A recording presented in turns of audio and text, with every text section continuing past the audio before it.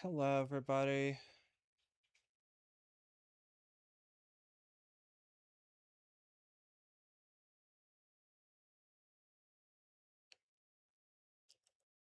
Are we here to watch? I'm ready to watch. Here we go, Mr. Salmon AU. Is that about the voice? Okay.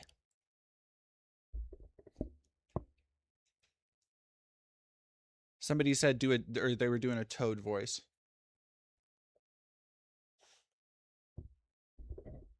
Why is my? There we go. I'm also hoping for something crazy, but crazy in a good way. Inshallah. I'm also, tell you what, while we're waiting for people to trickle in here, I'll be doing a live drink test of Soylent. I've heard it's people. Now this is pod racing. I was wondering if you heard about the new detention center in Social Circle, Georgia. I live 10 miles away and it sucks so bad out here. No more than I think every other, I mean, like, not to say that it doesn't suck out there, but like I have only heard as much about it as I have heard about most other detention centers.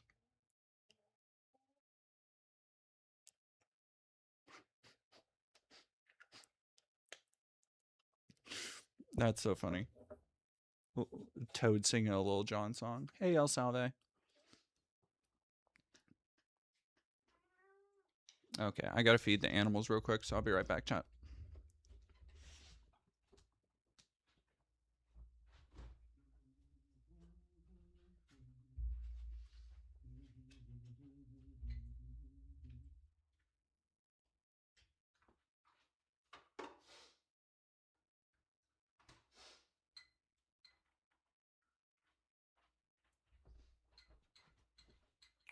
Ooh.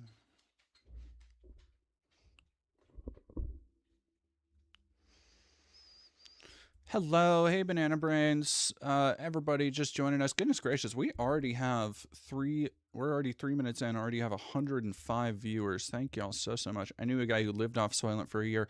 I'm not going that crazy. I am just looking to like start saving a little bit of money.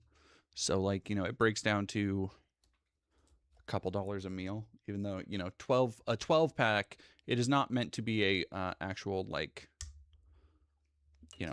100% meal replacement. Because I think I'm also supposed to, if I was going to do a full Soylent diet, I think I have to substitute it or supplement it with other stuff.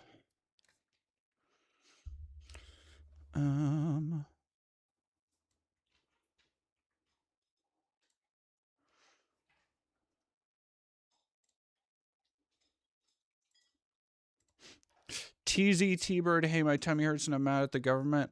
Ugh. Welcome to the resistance. We have jackets that say the same thing.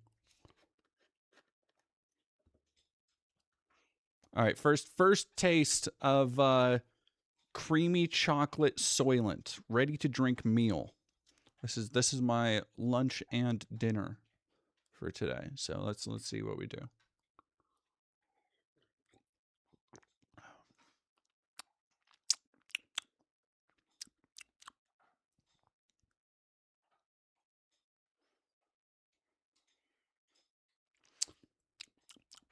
That's not bad. It tastes kind of like a protein shake.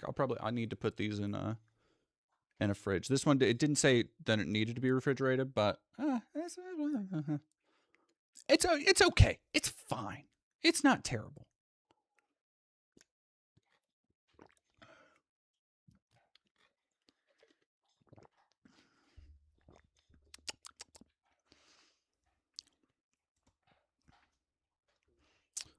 Let's go to. I'll listen to a little bit of this on. Yeah, let's go CBS or ABC, whatever. Right. He turned the corner right here the first time, and somebody walks up and has a Diet Coke. He takes the swig, washes his hands, and go. Let's go. Yeah. Wow. Now this is going to be a little different because you have like a lot of Democrats are going to be boycotting the speech. Yeah, which is unfortunate because what you really want. Oh, fuck off. I've been there. I had that speaker. I'm sitting as a Republican. Again, if you want to talk about the culpability of the liberal Dem establishment, ABC News for so long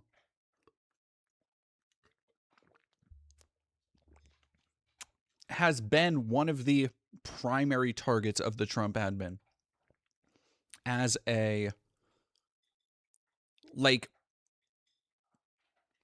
liberal media surrogate.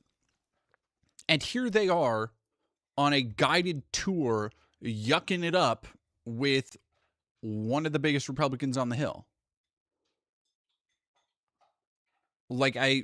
Not the fucking time for it, dude. Oh.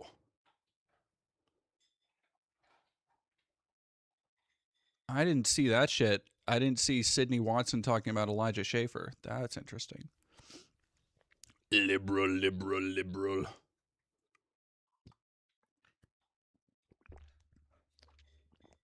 All right. Let's C-SPAN for a little bit. Don't have that laundry list of what he wants to do this year. I remember going into some of former President Biden's speeches, you could almost envision exactly what he was going to say and which policies he was going to tout. Tonight, we don't know. Is he going to come out with a new idea for the economy? Is he going to come out? Okay, I will. Sorry about that. Foreign policy, or OMG, it's full of stars. For how to implement his trade there policies. That should be and better. He's a president that always keeps us guessing, but especially tonight, I think better volume. Americans are looking for what new thing are you bringing to me that can impact how I feel about the State of the Union. And joining us all as well is Marissa Schultz, who is a national Comment politics Bison. reporter Thank you very much for for the New York Post. Marissa, your headline. Right now, it's a lot of excitement whether Trump can kick off the midterms for the Republican Party. The margins are so slim, as Taylor alluded to. Democrats just need to pick up as few as 3 seats to win back the House. 4 seats in the Senate, and I can't imagine.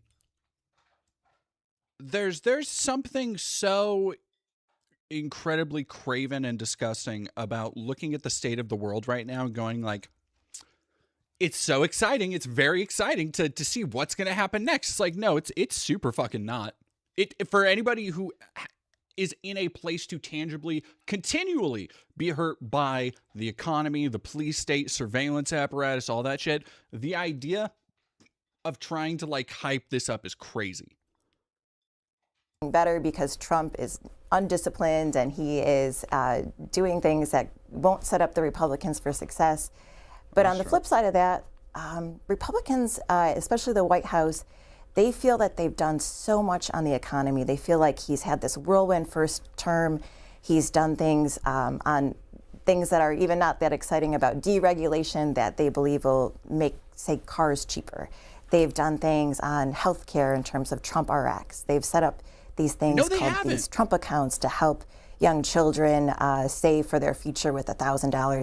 All of these fucking hollowed out scams, all of these fucking money funneling schemes, all of these things.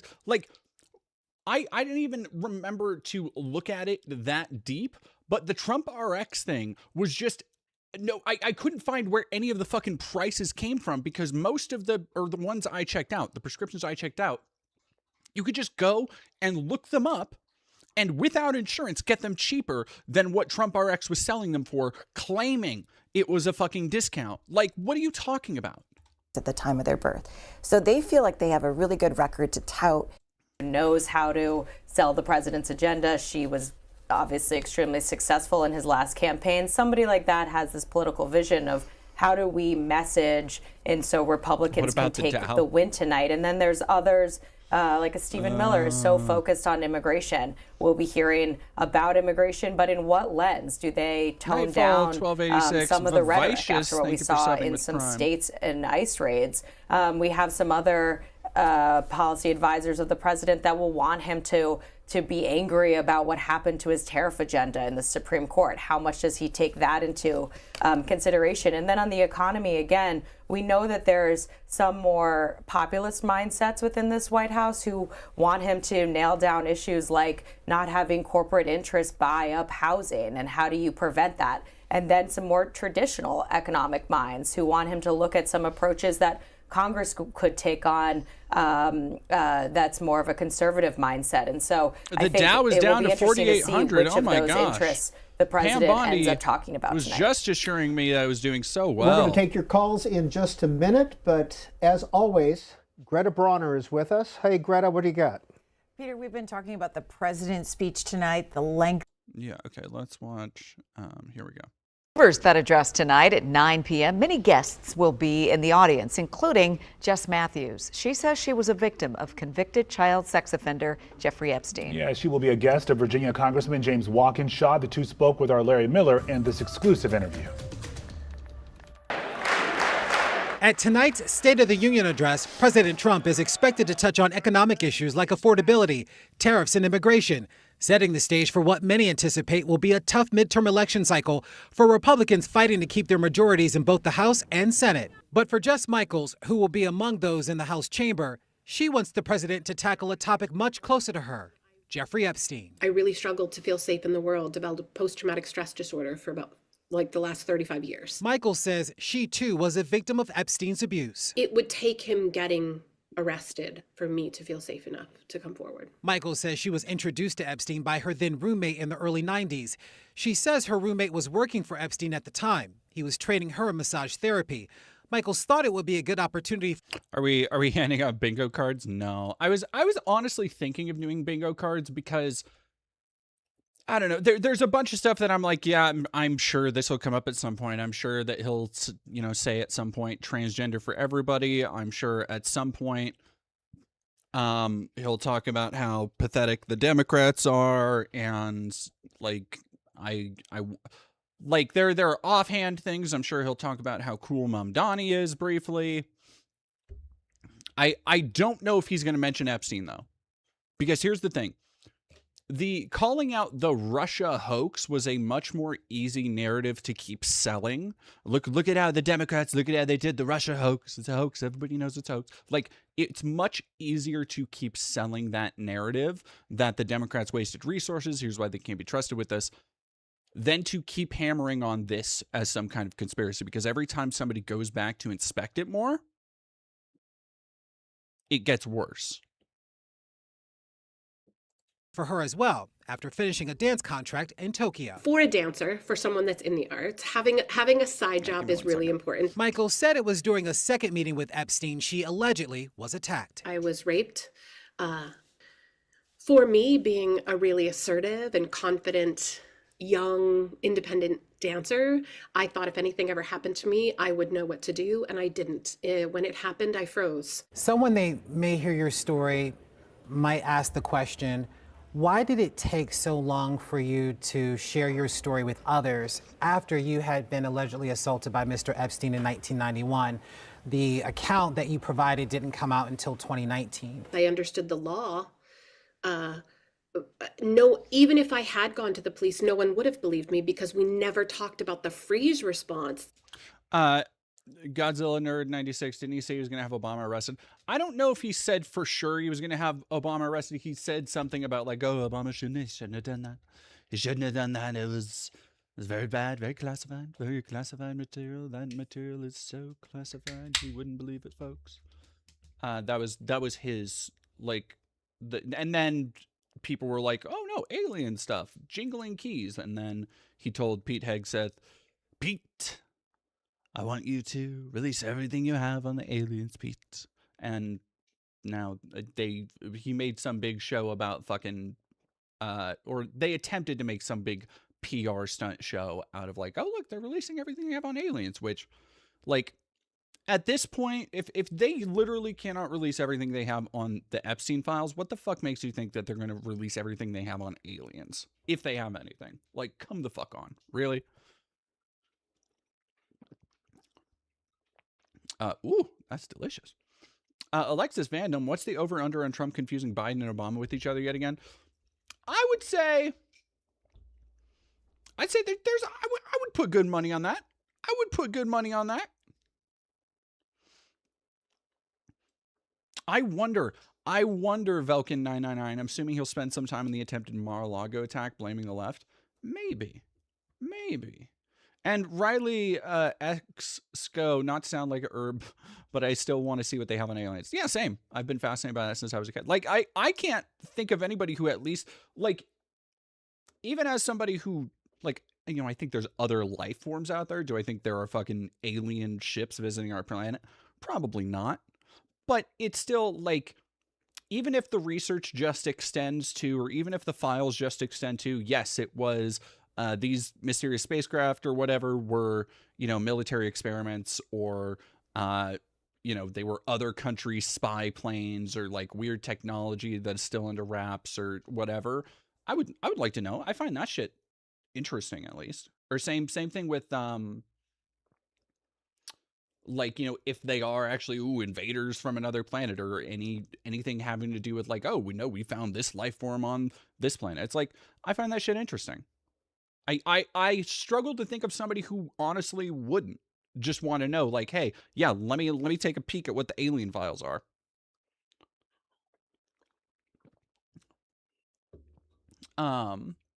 Ethan the Lycan, fake zombie.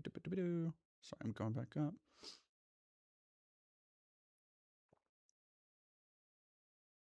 I don't know what they said. Ethan the Lycan said, there we go. What's good, JKX? You think Epstein is alive in Israel or not? No. I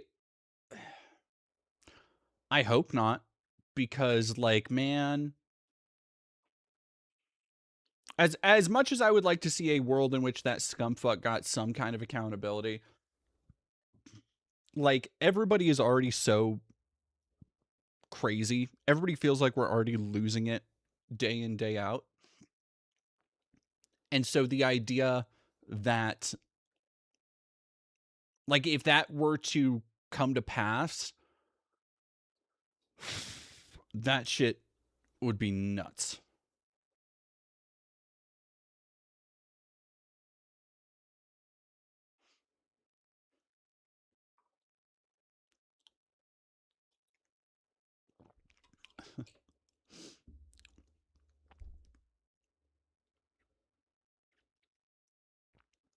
Joey Staley, not gonna lie, I kind of don't give a fuck about aliens. Like, even if it was 100% correct. I mean, like, I'm sure it's far less interesting than, again, like, creatures, extraterrestrial, super intelligent beings coming down in their space pods with their little green men. Like, it's far less interesting and adventurous. But I just, in a very, like, History Channel kind of way, I'm just like, oh yeah, that would be one. Oh yeah, and Sabian Watts, the pictures of Epstein in Israel, I absolutely do not fucking believe. Well, B. Parker, that's my point. The what if dead person was actually still alive thing is such a boring conspiracy. It's like, it is so, because, you know, like, that's been for fucking ever. Oh, Hitler's still alive. Elvis is still alive. JFK is still alive. Michael Jackson's still alive. That, like, if one of those times, like, it's become so stale even among conspiracies, that if one of those times it was verifiably proven true, damn. Damn. The freeze response as being a very natural and common trauma response that happens in the nervous system when it switches over into survival mode. Epstein was never charged or convicted for the alleged attack on Michaels, but he was convicted of sex crimes in 2008 and in 2019 indicted on federal charges for sex trafficking of minors. He died by suicide while in federal custody that same year. Michaels will be attending the State of the Union at the invitation of Representative James Walkinshaw, who represents Virginia's 11th congressional district. I want President Trump and all my colleagues in Congress and the American people to see and know Jess's courage and the courage of all the survivors of Epstein's crimes who have been. So one thing that came out in the last day or so, Justice Department withheld and removed some Epstein files related to Trump. This was updated today. A lot of people have been talking about this, because it's specifically related to a person who not only accused Trump, but was interviewed by the FBI multiple times. So this is not what a lot of, when the Epstein files, when this last batch of files came out a little while ago.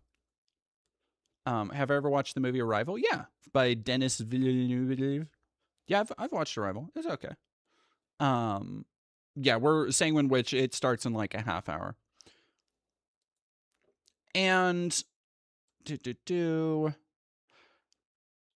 God, I lost my train of thought already. Trump sexually abused a minor. NPR investigation finds. Also removed some documents from the public database, files related to allegations that Trump sexually abused a minor. It also removed some documents from the public database where accusations against Jeffrey Epstein also mentioned Trump. So what this is not when the first things came out, there was that collection of anonymous tips that have been sent in over the years. And I think that's a lot harder to take deadly seriously as a matter of truth or as a matter of fact, which is why I think a lot of people kind of looked at that. And even though people were like, oh, I can't believe there are these allegations floating, those haven't really stuck because they could easily be, as an entire list of stuff, they could easily be pointed at and be like, okay, well, this is ridiculous. This is crazy. This is conspiracy theory shit. Actual interviews, when the FBI would go through the effort to interview somebody, not one, not two, but 3 times, and the fact that they would then remove it after they promised full transparency,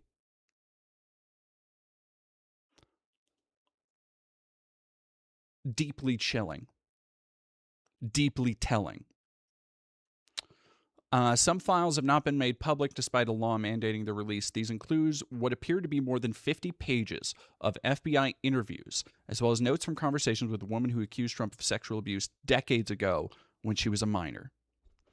And, decades ago. NPR reviewed multiple sets of unique serial numbers appearing before and after pages in question stamped onto documents in the file database. FBI case records, emails, and discovery document logs in the latest tranche of documents published at the end of January. The NPR investigation found dozens of pages that appear to be cataloged by the Justice Department, but not shared publicly. The department declined to answer NPR's question on the record about these specific files, what's in them, and why they're not published after publication. The Justice Department reached out to NPR, taking issue with Jesus Christ. The fucking just fat and Harry's on somebody at the Justice Department to be stumping for a pedophile freak like Donald Trump and be like, the Justice Department reached out to NPR taking issue with how its responses to questions were framed. Department of Justice spokeswoman Natalie Baldessari reiterated DOJ stance that any documents not published are privileged, are duplicates, or relate to an ongoing federal investigation. Fucking bullshit. Are you fucking kidding me? Like, imagine pulling out your Karen attitude for Trump, to defend Trump. Irish DC, thank you for 70 bits. State of the Union, and what a fucking state it's in. Ho, ho, ho, ho. Hell yeah.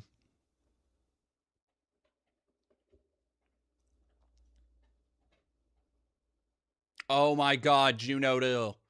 My mom unironically went, but that happened years ago. Why are people still trying to get him in trouble? And said the files are just woke cancel culture. The idea of like statute of limitations for assault and rape and like murder and all this stuff is maybe one of the worst legal precedents we've set in America. The idea that like, oh, that happened so long ago, just forget about it, is so deeply evil, and it's not an accident that it's constantly being perpetuated by people in defense of predators. Like, the last time I heard that shit out in the open was around Me Too. That fucking sucks.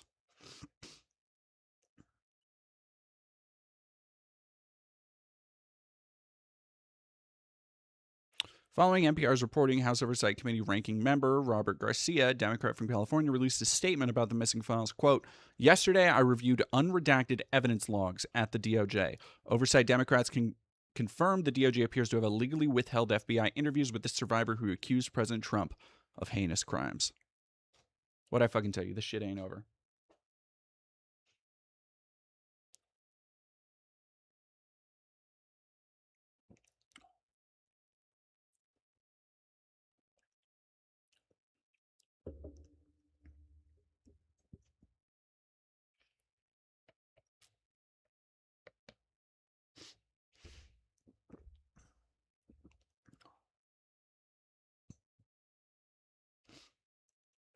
Magar, hello.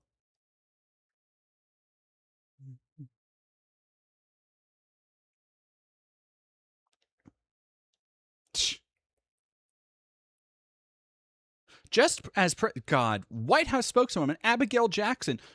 I genuinely wonder. Like, I wonder if these Politico pundit Beltway insider types, if they have any conscience, or I wonder if that part of their soul is just completely rotted out. Like the idea of going, just as President Trump has said, he's been totally exonerated on anything related to Epstein, said Abigail Jackson. And by releasing thousands of pages of documents, cooperating with the House Oversight Committee's subpoena requests, signing the Epstein Files Transparency Act, and calling for more investigations into Epstein's Democrat friends. Why not the other friends? Why not the other friends, huh? President Trump has done more for Epstein's victims than anyone before him. Meanwhile, Democrats like Hakeem Jeffries and Stacey Plaskett have yet to explain why they were soliciting money in meetings from Epstein after he was a convicted sex offender. Fucking hate these people.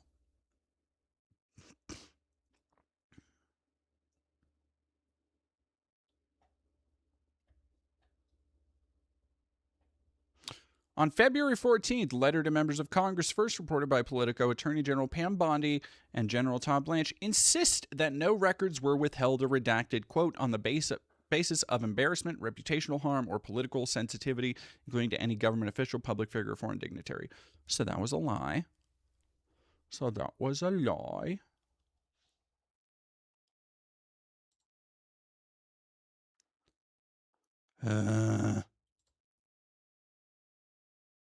You had people at that time, like Mitt Romney's. You had Republicans in the House and in the Senate who were not 100% aligned with Trump and would say so. A lot of those people are gone now. And the biggest example of that of late, as you suggested, was Marjorie Taylor Greene. Marjorie Taylor Greene, Congresswoman from Georgia. She was an acolyte. She was an early acolyte. She ran. I remember interviewing her. What do you think happened? Well, she spoke out against him, and she spoke out on an issue that was very sensitive to the White House, and that was the Epstein files. So she took it upon herself to really align herself with the women, the victims of Jeffrey Epstein, and she cast a deciding vote or signature on this Epstein Transparency Act with Ro Khanna, with Thomas Massie.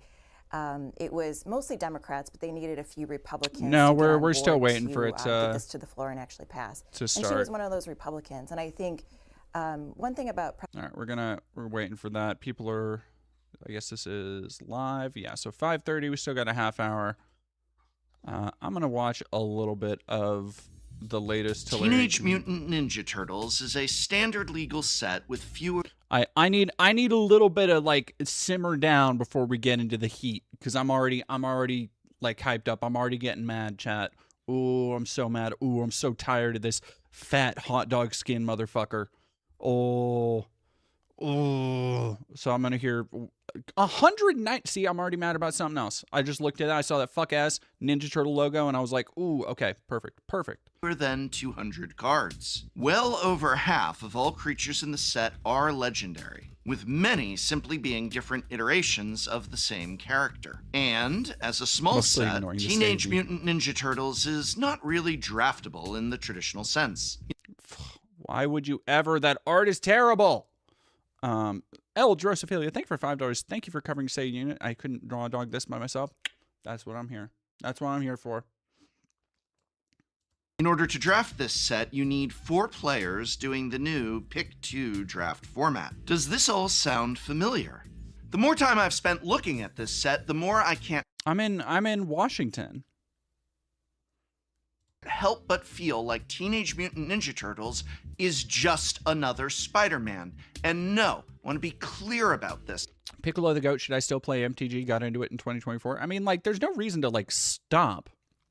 There's just a ton of great cards and great sets and things to experience outside of new shit. Like, and that's the thing I wish people would realize is that, look, I know you all, if you get into Magic the Gathering, I know power creep is a thing, But there's so many fun, weird, niche strategies and cards and stuff all the way in the back recesses of whatever card bins or whatever bulk lots you're looking through. And like, you need to go just find those. I do not mean because it's a Universes Beyond crossover that I personally don't care for. Yes, I don't like Ninja Turtles and I don't like Spider-Man, but that's not what I mean when I say this set Or yeah, is a also redux play of Cube. Spider-Man. This video I should make a cube again.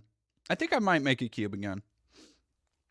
I had one cube and it was, I mean, my first cube, so it wasn't like, it wasn't good. It was just like 100% thematic. No, actually, that's not true. I had 2 cubes. I made a second cube. I made a Phyrexia Kamigawa invasion cube. That was actually really fun. Taco face where have I apologized to President Trump? Nor.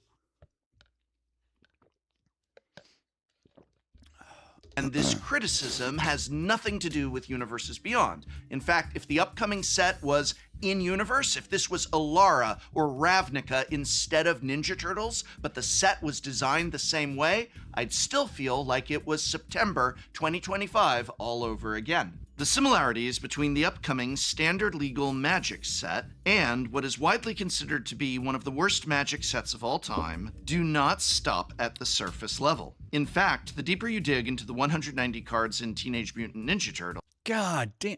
Like, here's the thing. Ninja Turtles should have been a unset. Because that's the only way to justify... I want you, if you don't know anything about Magic, walk with me for a moment here.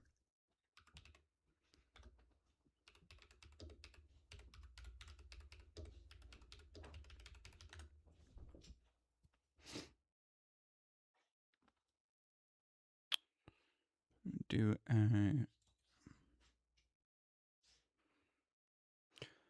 Where we just had Lorwyn Eclipsed. Where if you listen to me talk about Magic and you're like, oh, I don't get it, I think it's dumb, or what's the big deal? Everybody's talking about how everything's turning into Fortnite. I don't understand why it's a bad thing. Excuse me, sorry. I want you to just briefly look at these cards, which look like rejected Garbage Pail Kids. And then all of the cards that we just got in Lorwyn fucking Eclipsed. These are pieces of art from Lorwyn Eclipsed.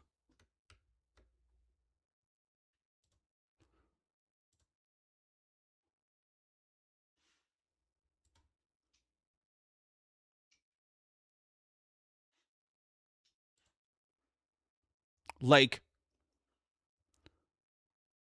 oh God. Just gorgeous, gorgeous art.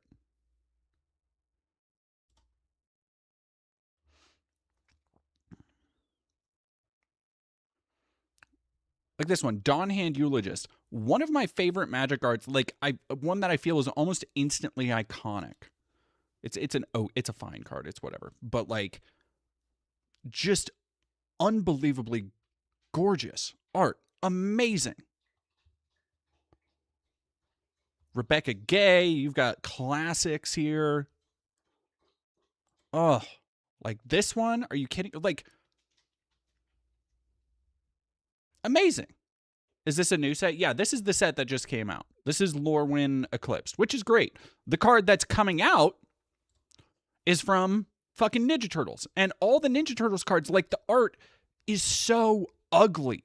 It's not even necessarily that the art itself is bad or lacking in technique. It's that the stuff it's depicting is so gross and gratuitous because that's like the kind of, you know, Toxic Avenger, Ninja Turtle, sewer slime kind of aesthetic that they're going for.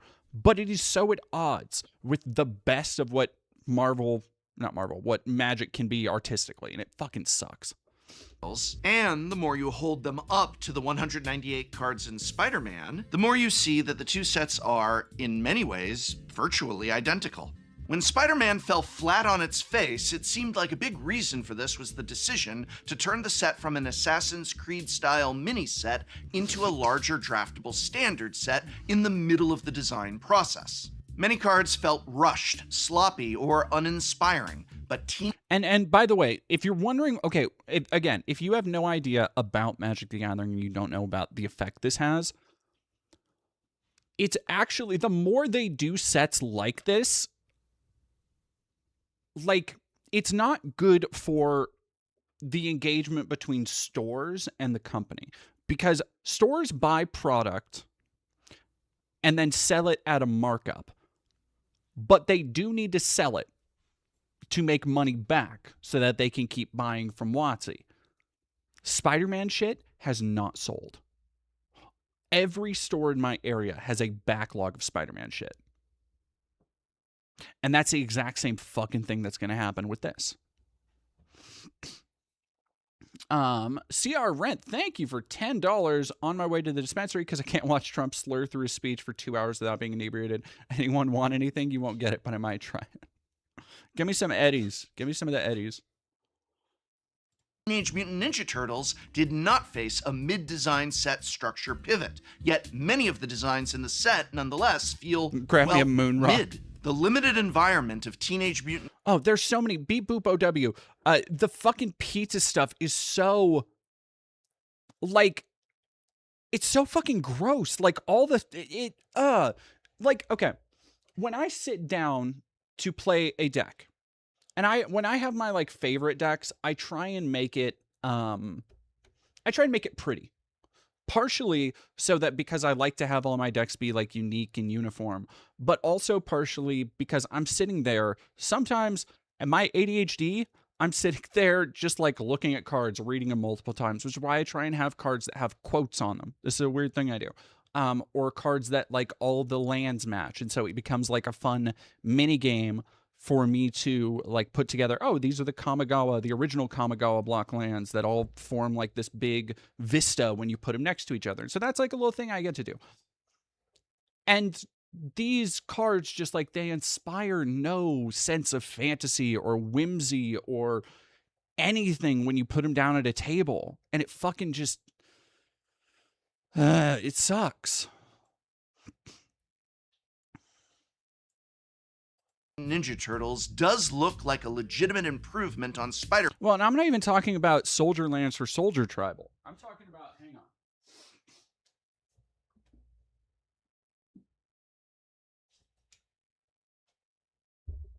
Okay, so this deck that I have right here, this is one of my babies. And don't worry, chat, we're not going to miss the State of the Union. This is one of my babies. This is Ashnod.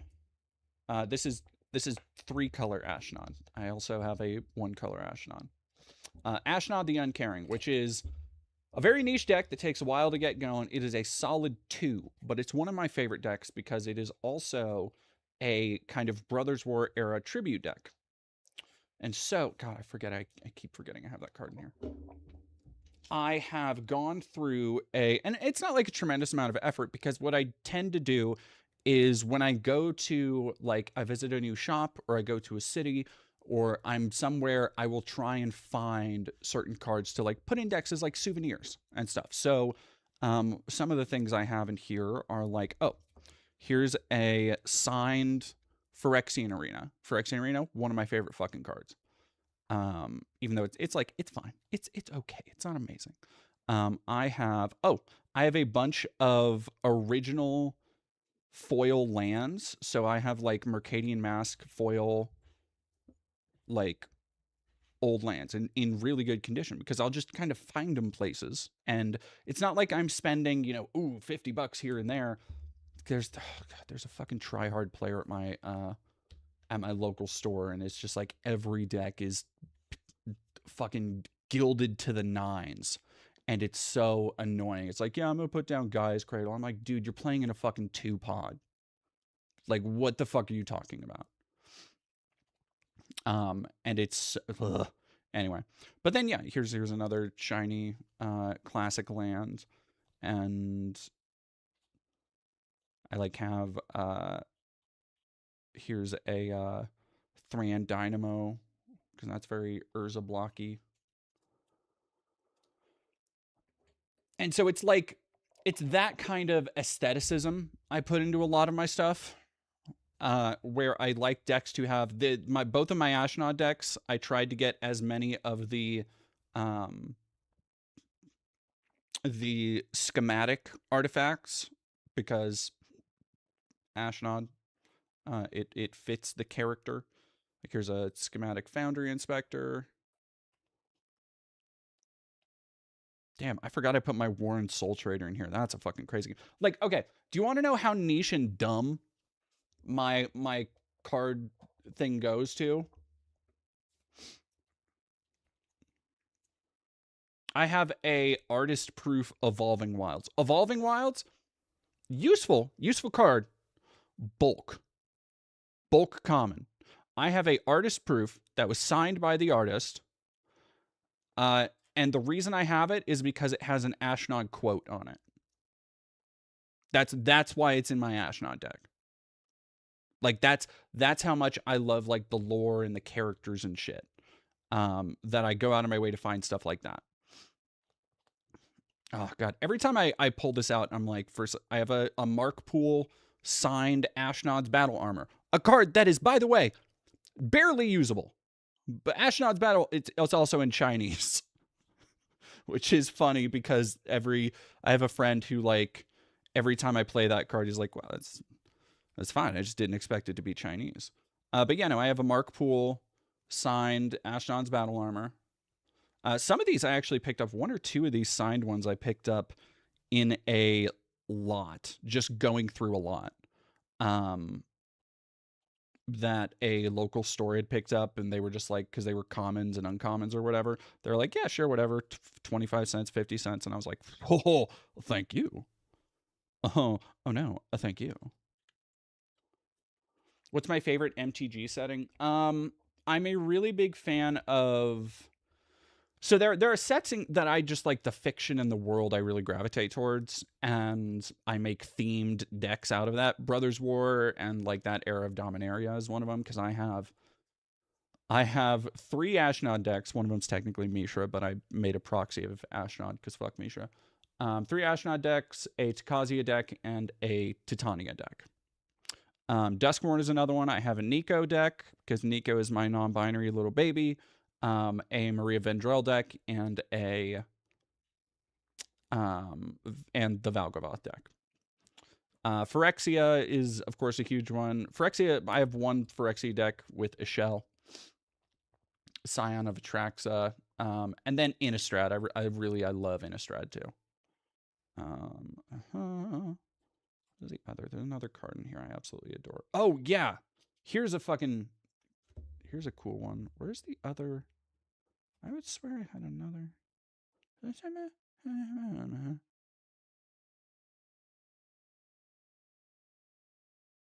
Where is that? That's gonna... That has to be in here. But I have a Mark Tedden. No, I'll show that one in a second. Give him money. All right, sorry. Let me... We'll press play on this. We're almost to the thing. I guess let's listen to this while I'm searching. The suffrage movement. And Woodrow Wilson had not. Oh, yeah, and then Ravnica. Somebody said Ravnica. I have at least 3 Ravnica decks, because I have Judith, and they're both Rakdos themed, like Rakdos Guild themed. And then I have a Dimir blue-black vampire deck. There was this really iconic moment of women wearing white in Trump's first term. It was after Democrats took back the House and Speaker Pelosi became Speaker all over again. And this was after the 2018 midterms. And a record number of women had won election. President Trump tried to do a nice thing of like recognizing that during his speech. He noted all the women in the audience and the record. And all these women in white stood up and they started chanting USA, USA, USA. And it was a really big moment, but it was also a rare moment of sort of unity that I don't know if Trump was inspiring, but it sort of set off there in the moment. Well, we've learned that President and Mrs. Trump have arrived at the Capitol. Mrs. Trump. And that entrance that they will be going in is not far at all from the House chamber. but there will be some pomp and circumstance to get him into the House chamber. I think first we'll see Mrs. Trump enter into the visitors gallery. There'll be applause. There it is. She'll Okay. enter into her assigned seat and with her guests, and we'll see that. And which of the Trump children? And there's Amy Klobuchar, running for governor of Minnesota, and she's ahead in the polls. She's got about 50% average right now in the polls for governor, since Tim Walz isn't running. Mrs. Trump. Mrs. Trump is presumably what's her face. And then I do also have a Mark Poole signed Old Island too. And then another again, another bulk uncommon that is like barely fucking playable. It's quite literally only playable, like it's barely even playable in this. But Ashnod's Transmogrant, which is signed by illustrator Mark Tedden from this is an original Antiquities card. So this is like one of the very first artifacts ever made for the game. Chatting with a Republican, John Curtis from Utah. And was that Tom Emmer behind her, one of the Republican House leaders? He's anyway, from Minnesota as well. Autism time over, everybody. House leaders. I'm sure delegations within a state, whether you're a Democrat or Republican, are more friendly than we see sometimes in the battle. Wouldn't you think? Yeah, sometimes delegations will do delegation lunches or events, and you build some camaraderie around an issue that your state cares about when you need to get bipartisan support for something.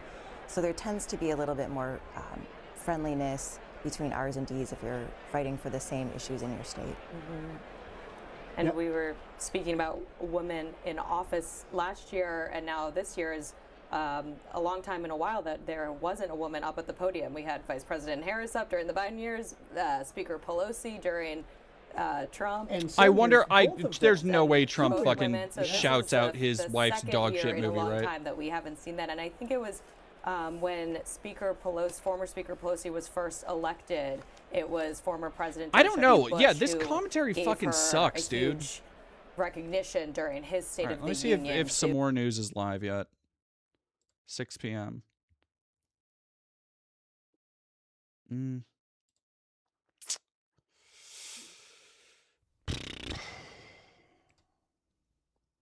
Scalise, the gentleman from Minnesota, Mr. Emmer, the gentlewoman from Michigan, Mrs. McClain, the gentleman from North Carolina, Mr. Hudson, the gentleman from Pennsylvania, Mr. Reschenthaler, the gentleman from Utah, Mr. Moore, the gentlewoman from Indiana, Mrs. Houchin, the gentleman from Oklahoma, Mr. Hearn, the gentleman from New York, Mr. Jeffries, the gentleman from California, Mr. Aguilar, the gentleman from California, Mr. Liu, the gentlewoman from Washington, Mrs. Delbene, gentlewoman from Michigan, Mrs. Dingell.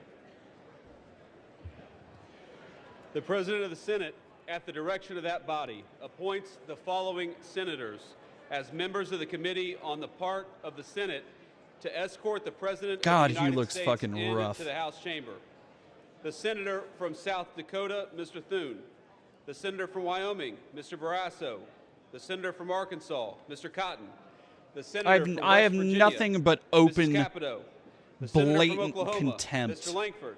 for these The Senator from South absolute Carolina, Mr. Scott. pedophile defending The Senator worms. from New York, Mr. Schumer. The Senator from Illinois, Mr. Durbin. And the Senator from Minnesota, Ms. Klobuchar. The members of the Escort Committee will exit the chamber through the lobby doors.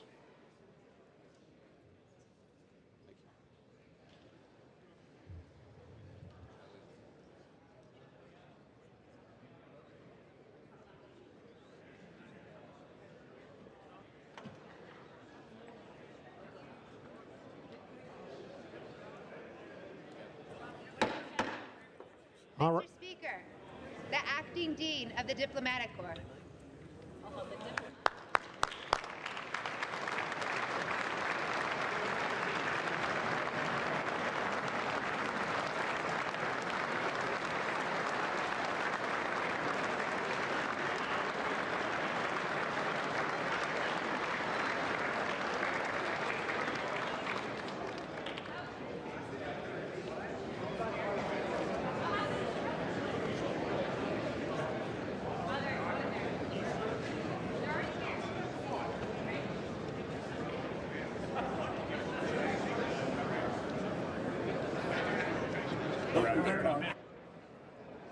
And we are live. The speech and Oh, the my president God. should be entering in about 8-10 minutes.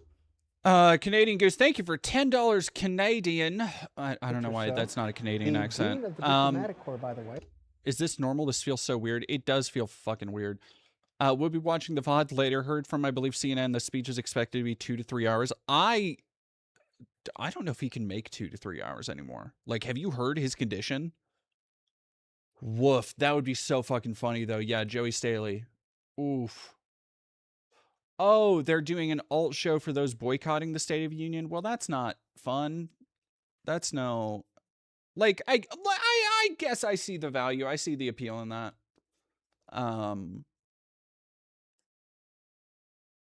I kind of disagree,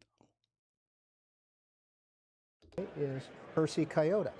He is the ambassador of Palau, and he has been in office since 1997. The dean is the longest-serving ambassador in Washington. It's an honorary title, but then many ambassadors will attend this. In just a minute, you'll hear the Supreme Court announced. They are next up. So this should be interesting to see which of the 9 come in. Who do you think will be there? I definitely think Kavanaugh will be there. Justice Kavanaugh, President Trump. What this really sung this his is like praises last week for his genuinely, dissent and his honestly, tariff no ruling. joke, He no said- exaggeration. Some of the worst. Granted, we haven't like gone in for a whole lot, but I don't think we're missing too much. This is some of the worst commentary I've fucking ever seen. Like, this is crazy bad. Ugh. I mean, Trump should take inspiration from Bud Dwyer. Can I say that? Marmot King 666, thank you for $5. I feel like the air traffic controller in an airplane that I picked the wrong day to stop smoking weed. Yeah. Yeah. I wrote about 2,000 words for a new essay today that I think is going to be tying together some of everybody's anxieties about just shit that's been happening. And yeah. I hope a lot of people, because there's been a lot of feelings I've seen constantly reiterated about how everybody just feels off. Like not necessarily, although personally, but everybody just seems to feel as if like the world is off balance, like something cosmically is wrong. And so I'm kind of trying to not find reasons. The reasons are all around us, but trying to extrapolate why everybody is going through what is essentially this kind of mass cognitive dissonance.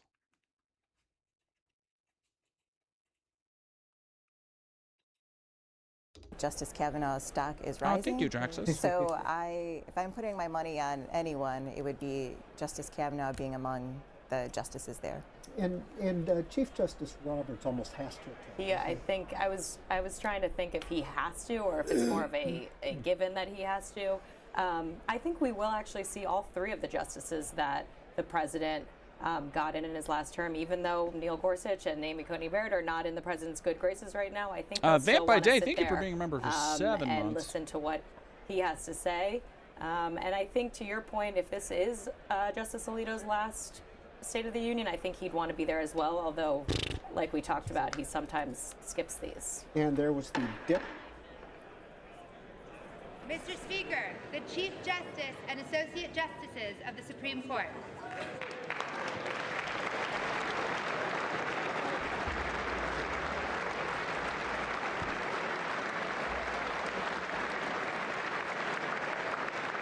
God, it would be so funny if it happened live.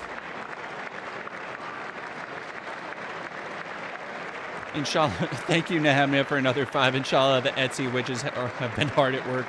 Oh, I fucking hope so. Megar, thank you for a 5. Uncanny Valley is in effect. Oh, God.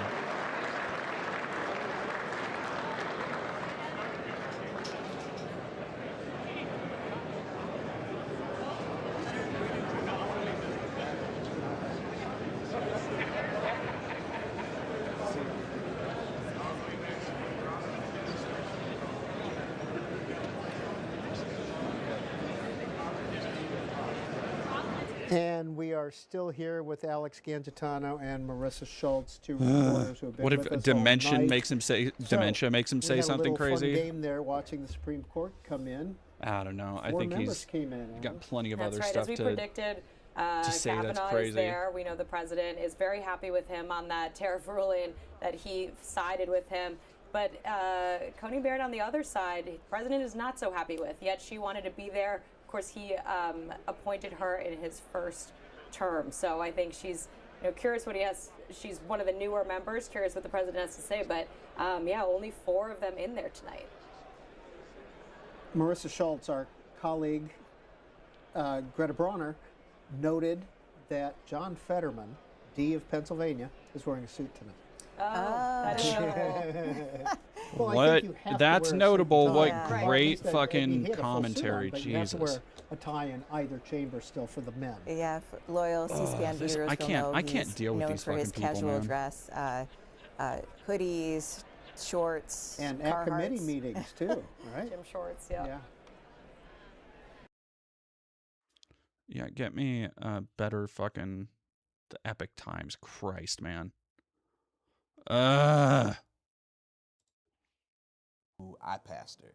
And so when we talk about taxes and when we talk about where those taxes are going, and we talk about the financial Voter implications of live what- cast. of what Okay, we're well, this is discussing, something at least. Those are the people who I take to, those are the people that we're talking about around the table. Let me ask you about the SNAP benefits and how that sometimes being on the chopping block may or may not impact your parishioners. Oh, it definitely impacts. We actually have had a food giveaway distribution in the city of Saginaw for a number of months now.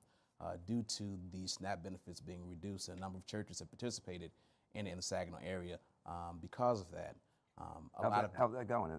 It's actually gone very well. A lot of churches have participated with Jeffrey Bulls and a few other community organizations in the city because during those times, and it's that whole thing about unity, what this nation needs right now is exemplified in the city of Saginaw, in Saginaw County, is when difficult times come, we come together, and we come together for the purposes of supporting each other and doing the best that we can to make sure that we rise above it. You're watching a live VoterCast here on CNN.com. I keep checking Van, the monitor over our shoulder here. The First Lady is in the Capitol. Oh, wow. I saw the President's son. It looks like the Cabinet is coming down. Cabinet's coming in. There's Secretary of the Treasury and Secretary Rubio. There's Secretary Hegseth. So we have just a few minutes before the President comes out to speak. And then we're going to watch the speech, and we're going to talk to each other about the speech, and then we're going to have some conversation after. But as we close up here, just sort of curious to go around the room. Do people in your lives, obviously the presidential election gets a lot of people engaged. It's when we get the highest turnout. Michigan's a swing Oh, state. awesome. Violet left. We Are hit people in your 10K on lives Twitch. Let's fucking engaged go, in chat. politics right now? Would Hell you say yeah. people Thank you, are everybody. Really excited Give me to one vote? second.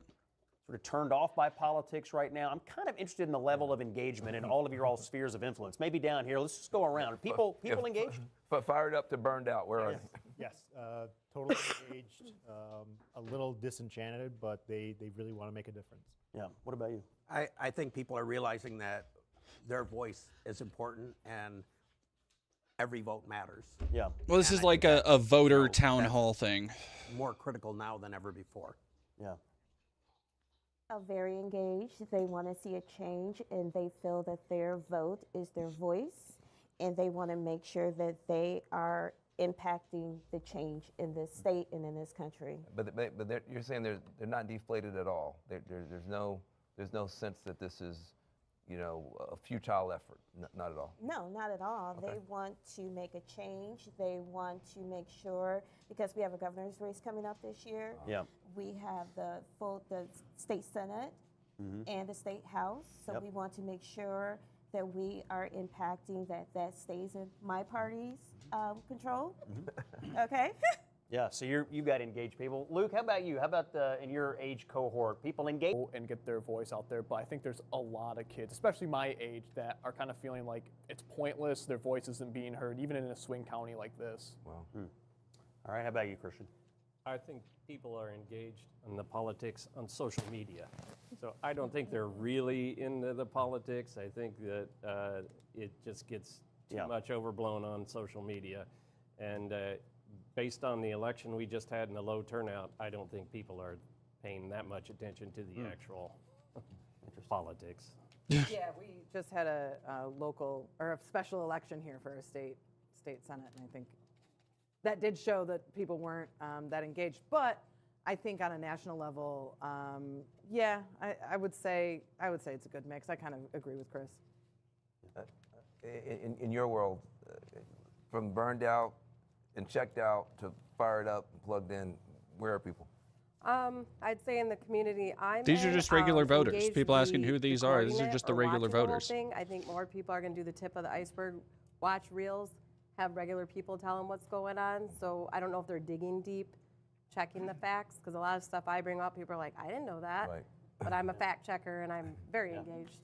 Yeah, when you're at church with the parishioners, how much of your conversations end up somewhat connected to politics? Would you say half, more than half, less than half? I mean, does it typically veer? You must have never been to a Baptist church. No, I grew up Baptist, back home in Kentucky. So. I would say there's still that residual residue from 2024. Yeah. So there's still that desire that we have unfinished business to conduct from 2024, that now 2026 is upon us. We have to be engaged right now. Yeah. So many people who I've talked to are saying we have to be engaged right now even more than we were in 2024. Interesting. My family, fully engaged. Myself, people kind of my age, my friends, not so much. Honestly feels a little hopeless at times. It just feels like nothing's changing. Yeah, I fucking and know not the much is gonna feeling. make a difference at this point. Interesting. How about you? I think they need to be engaged. Let's go that route. They need to be engaged, and I'm here to tell you that out of 8 elections that I've been involved in, the 2 that I lost, if you don't think your vote counts, I lost by 10 votes out of thousands. So Wow. your vote counts. The last point I would make is the lady's point there. Your vote does count because if you pay taxes, that is your representation. This country was founded, we're coming up on 250 years. This country was founded because they didn't give you a vote. It was taxation without representation. It's no different 250 years later.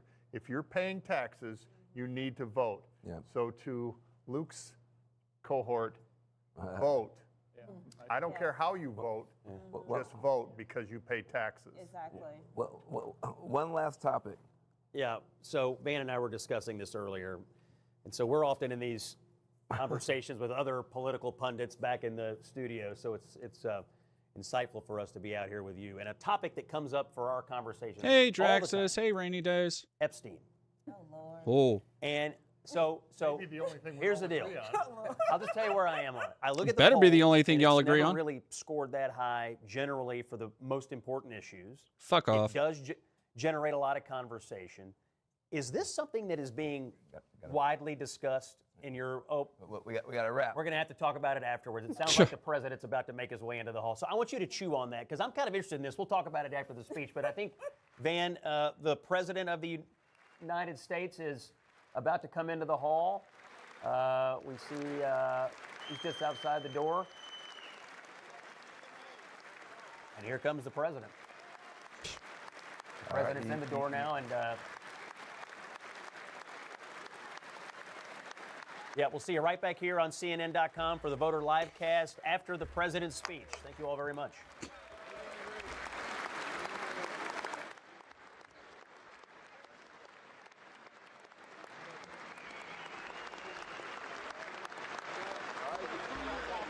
All right, here we go, chat. They got him. Yeah, no, people guess the drugs he's on. No, he is. They got him on those good addies. Nehemiah, I don't know if you saw it. There's a video of a guy with a rebel flag shout, Jesus Christ. Oh, yeah, no, that's a classic video. I've seen that one.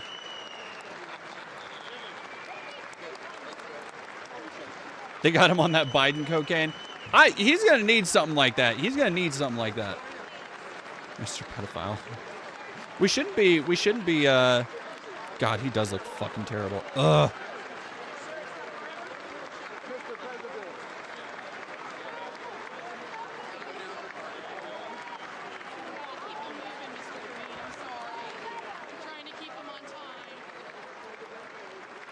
trying to keep him on time. That's so fucking funny. How much hot selfie?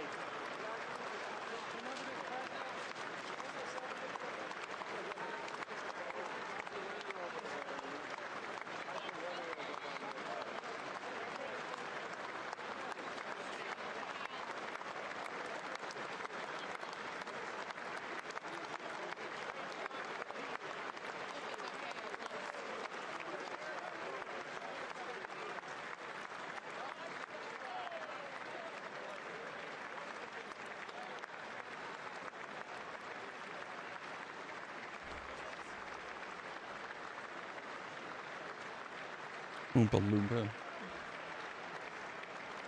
I don't know. That's kind of mean to say to Oompas. Oompa Loompas.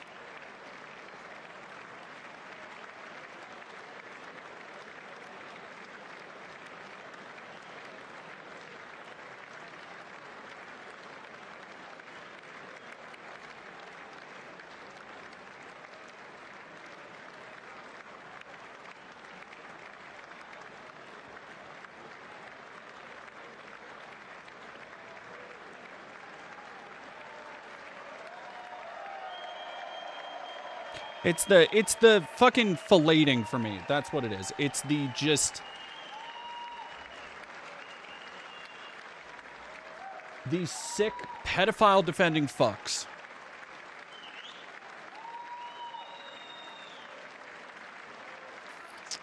Mute this for a second. Meredith Knapp, like he's just standing there. Oh, he's just fucking standing there, soaking in all the applause. You fucking scumfuck, piece of shit. Thank you for $5. Terrible joke. I hired a landscape gardener. He said he couldn't help because my garden is in portrait. Very good. Rise again 845. Thank you for $2. That close to him. Imagine the smell. It's gonna be so funny if there's another Code Brown. It's gonna be so fucking funny.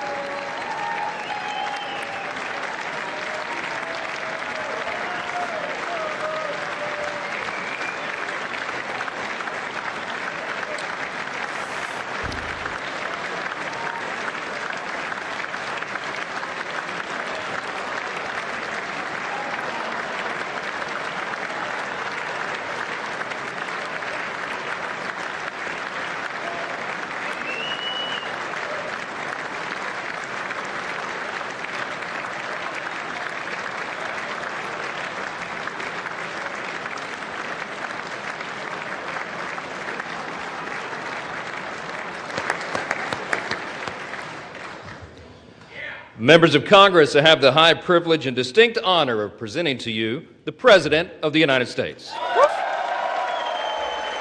Distinct honor. Sure. That's a word for it.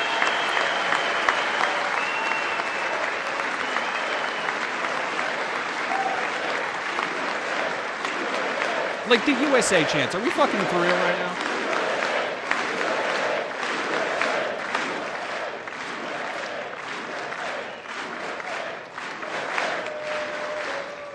Well, thank you very much, everybody. It's really an honor. Speaker Johnson, Vice President Vance, First Lady of the United States.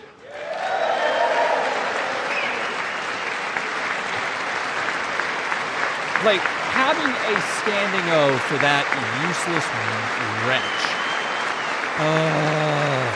This is the ultimate humiliation ritual is what this is.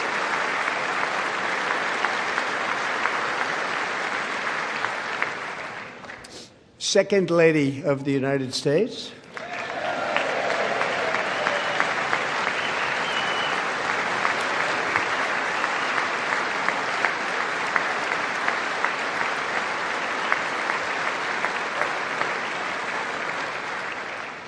Members of Congress and my fellow Americans. Our nation is back, slurring. bigger, better, richer, and stronger than ever before. Turn that down a little bit. Jesus. Sorry.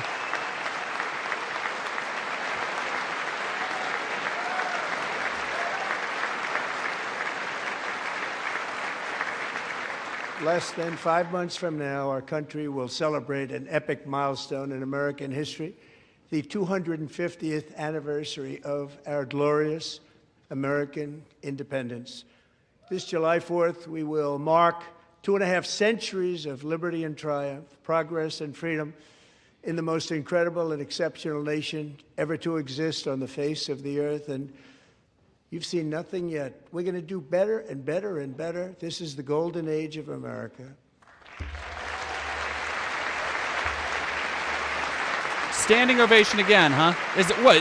Does he have the fucking families held hostage?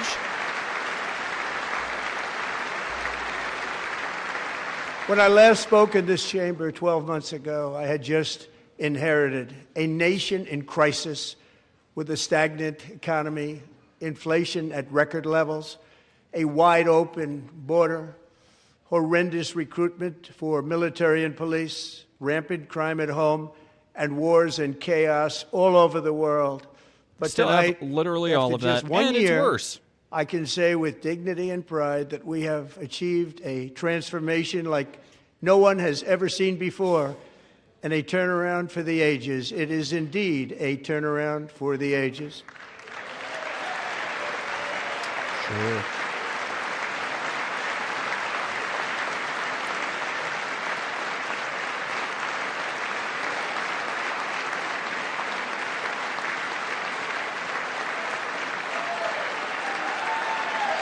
We're doing it again. Oh, hey. We got a couple people protesting. Oh, fuck off. Punch that and man. And we will never go back to where we were just a very short time ago. We're not going back. Today our border is secure. Oh, there's something going on. Oh, fuck off. You white bread motherfucker. Al Green, once again, the only person with a fucking spine, just like last year. Today our border is secure. Our spirit is restored. Inflation is plummeting. Incomes are rising fast. The roaring economy is roaring like never before. And our enemies are scared. Our military and police are stacked. And America is respected again, perhaps like never before.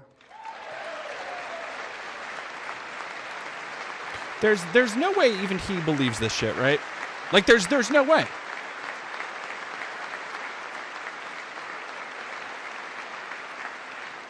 After 4 years in which millions and millions of illegal aliens poured across our borders, totally unvetted and unchecked, we now have the strongest and most secure border in American history by far.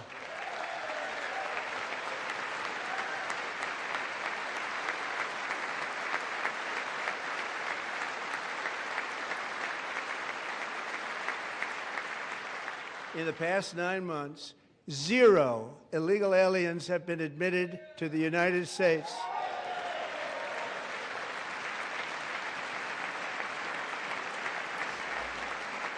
That's just like blatantly a lie.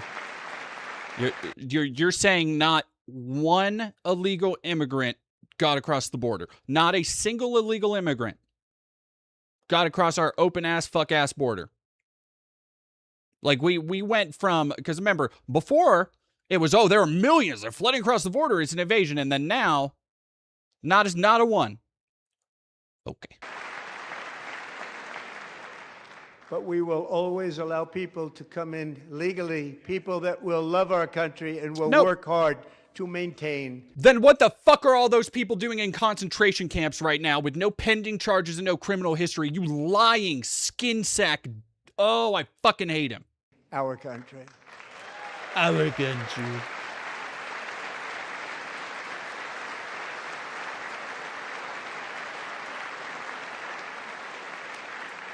The flow of deadly fentanyl across our border is down by a record 56% in 1 year.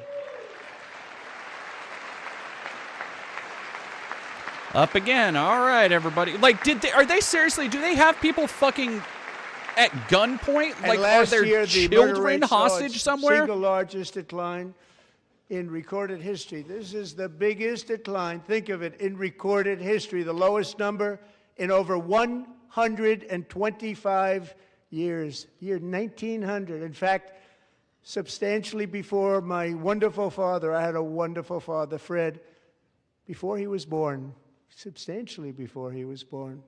That's a long time ago. Oh, You God. wouldn't like me to say that, but that's a long time ago. The Biden administration and its He's allies fucking in Congress losing it. gave Holy us the shit. worst inflation in the history of our country. But in 12 months, my administration has driven core inflation down to the lowest level in more than 5 years. And in the last 3 months of 2025, it was down to 1.7%. How's that going? How's that been working out for us, huh?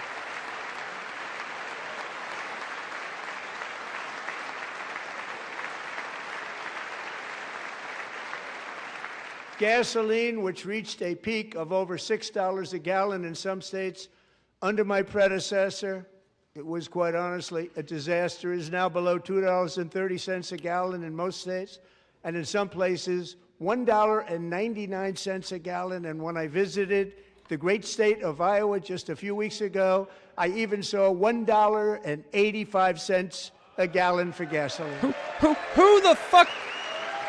Hey, chat, where are you? Are you out there where you're able to see a $1.80 for gasoline? I don't even drive a fucking car. What are you fucking talking about? Still over $3? Yeah, most of everywhere I've seen. $1.80? Fuck, dude.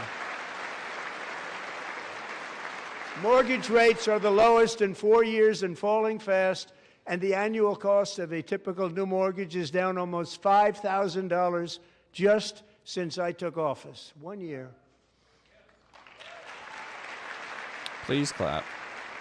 And low interest rates will solve the Biden-created housing problem well, at the same time protecting the values of those people who already own a house that really feel rich for the first time in their lives. We want to protect those values. They We want to keep feel those rich. values up. Jesus We're going to Christ. do both. And we are going to keep it that way. The stock market has set 53 all-time record highs since the election. Think of that, 1 year. Boosting pensions, 401ks, and retirement accounts for the millions and millions of Americans. They're all gaining. Everybody's up, way up. In 4 long years, the last administration got less than $1 trillion in new investment in the United States. And when I say less, substantially less. In 12 months, I secured commitments for more than $18 trillion pouring in from all over the globe.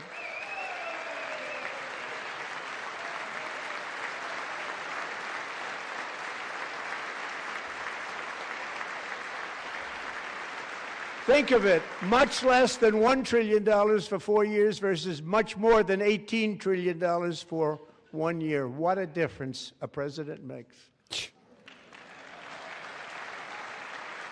A short time ago, we were a dead country. Now we are the hottest country anywhere in the world, the hottest. The hottest. God, I fucking love him.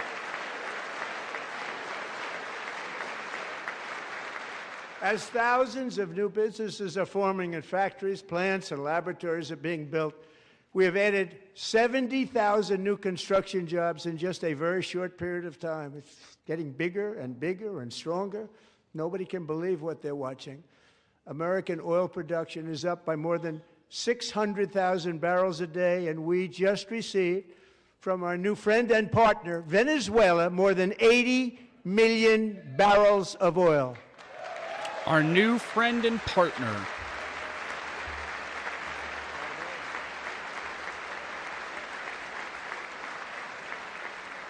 American natural gas production is at an all-time high because I kept my promise to drill, baby, drill.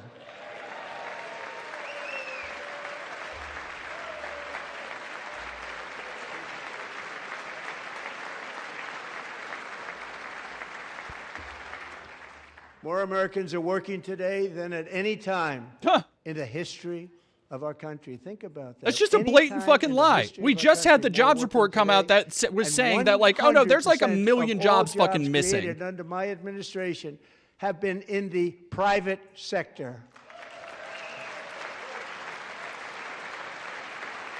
It's real good for shareholders. Not so great for the fucking economy. We ended DEI in America. Here it comes. Here comes transgender for everybody. They ended DEI, huh? Oh, y'all aren't We prepared. cut a record number of job-killing regulations, and in 1 year we have lifted 2.4 million Americans, a record, off of food stamps. No, you just cut food stamps. You just cut food stamps. You did not get people off of food stamps. Those people are still starving. You just fucking cut food stamps. And for all of these reasons, I say tonight, members of Congress, the state of our union is strong.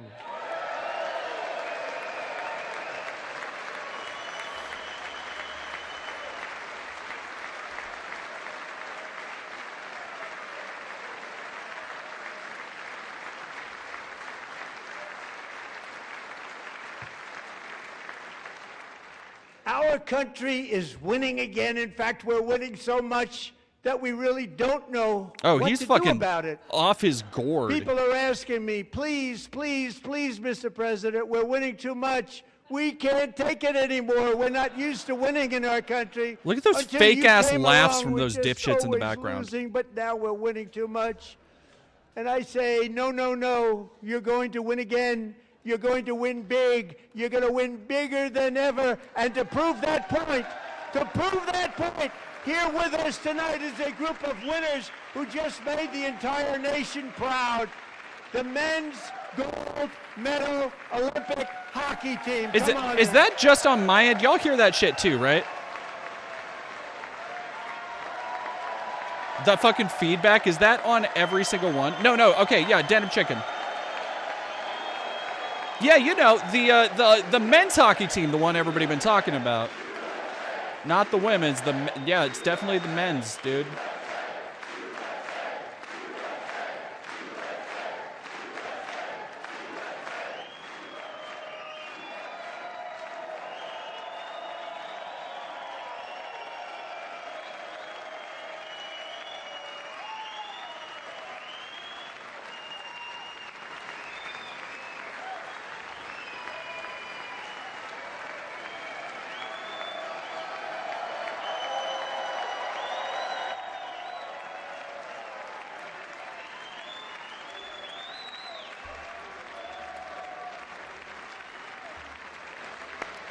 No, well, so the women's figure skating team, the people who've actually been winning awards and actually making headlines and actually getting all the attention, have they turned down their State of the Union invitation. So they're just not gonna fucking be there.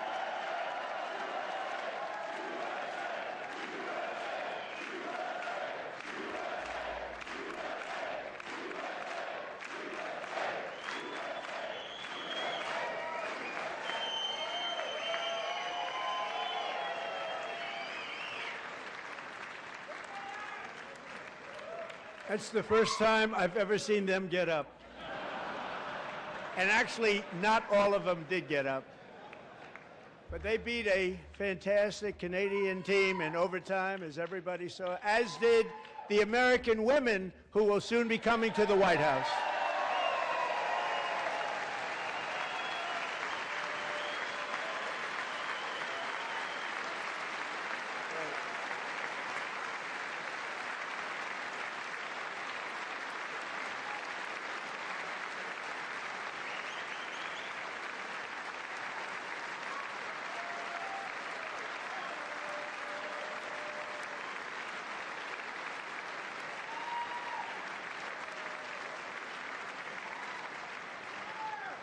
They were in the Oval Office before, and I just want to say a second very big congratulations to Team USA. But I have to say that, and I told them this, and we took a vote of the team. I said, anybody votes no, I'm not doing it. So they stood there, and they weren't about to say no, because I've never seen a goaltender play as well as goalie Connor Hellebuck. Yeah, no, Trump, big hockey fan, that Trump. I'll be right back.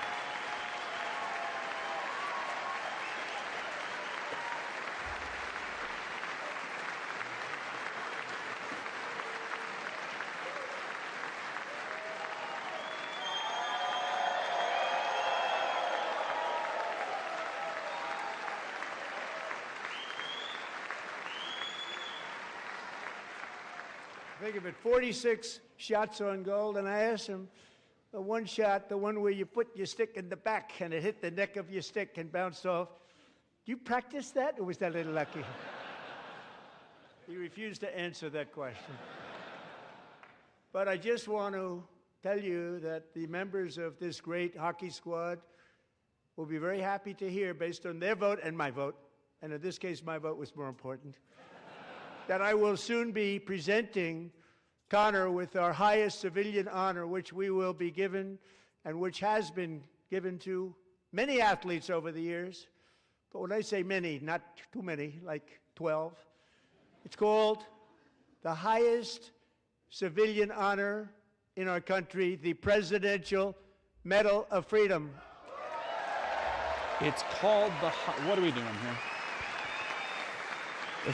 This sucks, dude. This is rough. I'm not gonna lie. This is rough for me.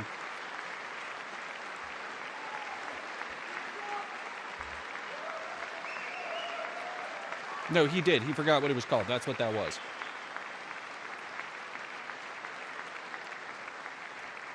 Great athletes have gotten that, very great, the best, and I thought he deserved it. And I did take a vote, every single one of them. I said, I'm not giving it if anybody goes no, and every single one of them rapidly put up their hand.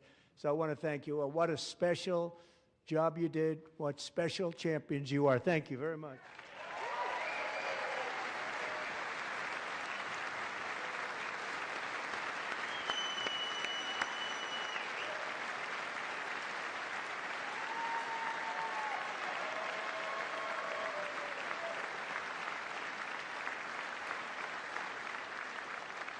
I'm also pleased to say that the next time the Olympic torch is lit, it will be here in America for the 2028 Olympics, and it's the summer version right in Los Angeles. We're going to do a good job in Los Angeles.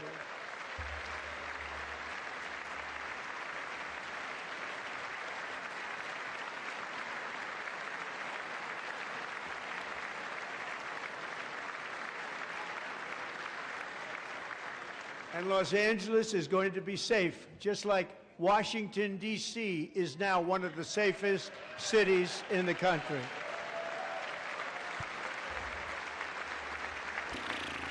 How long are they going to talk about Olympics? And like this year, it's one of the only things he can't even take credit for it, but it's one of the only things that hasn't been a objective black mark on the year. And this, thank you, AJK Streams, by the way.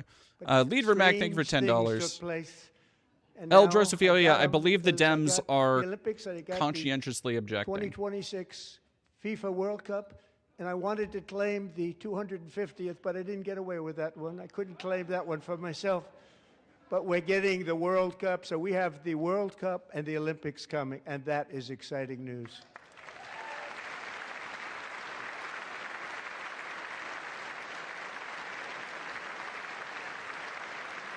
So this will be a year to celebrate our country and the heroes who have kept it free. Men like Buddy Taggart. At age 17, Buddy volunteered to defend America in World War II, serving in the Pacific under the great General Douglas MacArthur. He fought bravely in the famous Battle of Manila, worked so hard. He was badly wounded and almost killed by enemy machine guns in Luzon.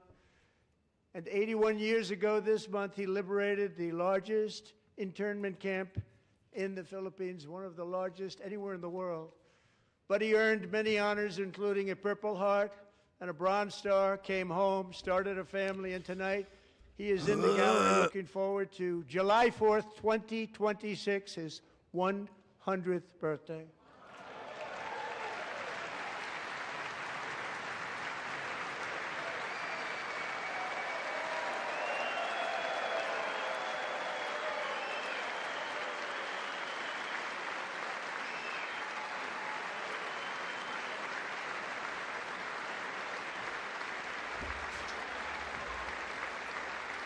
Yeah, I know. You bring up a very prescient point. I know we're not fucking talking about liberating concentration camps right now.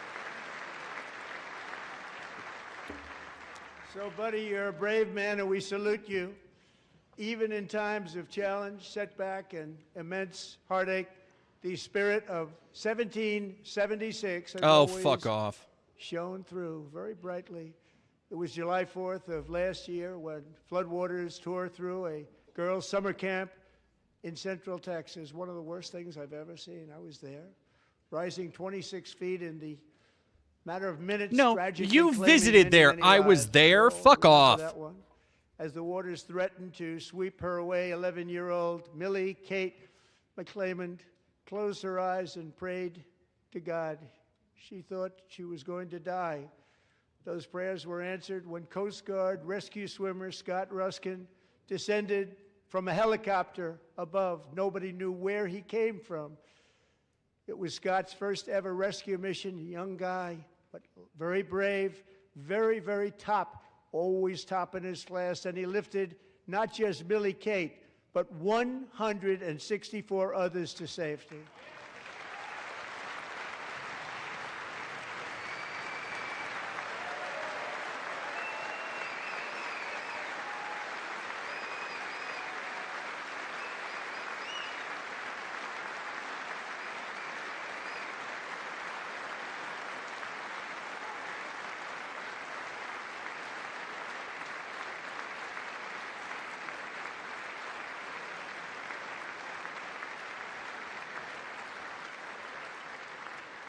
People watched Scott from a distance, and they couldn't believe what they were seeing. The winds were blowing, the rain was pouring, everything was going, and that...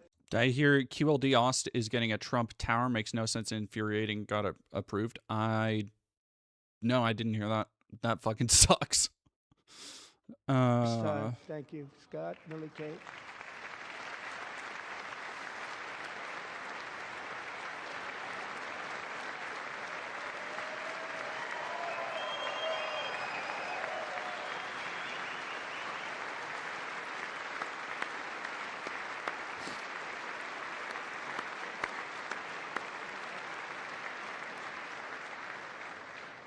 And Petty Officer Ruskin, I'm pleased to inform you that I am now awarding you the Legion of Merit for extraordinary heroism, which is what it was, extraordinary heroism. Thank you.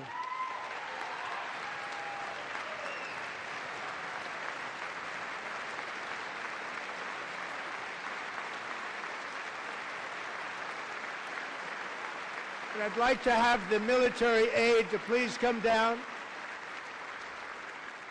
and take care of the service. Military aid, thank you very much. Take care of that very important service. Thank you very much. From 1776 to today, every generation of Americans has stepped forward to defend life, liberty, and the pursuit of happiness. And they're really doing it for the next generation. But now it's our turn. Together we're building a nation where every child has the chance to reach higher and go further, where government answers to the people, not the powerful, and where the interests of hardworking American citizens are always our first and ultimate concern. That is the debt we owe to the heroes who came before us, and that is the promise we must keep to America for our 250th year.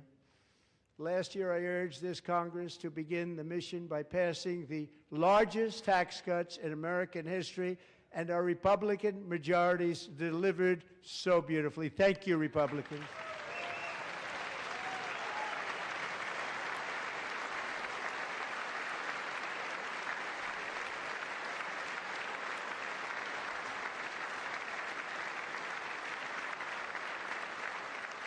All Democrats, every single one of them, voted against these really important and very necessary massive tax cuts. Important and necessary massive tax cuts. Loved it. That's one of my favorite. Oh, yeah, that's awesome. They wanted large-scale tax increases to hurt the people instead. But we held strong, and with the great, big, beautiful bill, we gave you no tax on tips, no tax on overtime, and no tax on Social Security for our great seniors.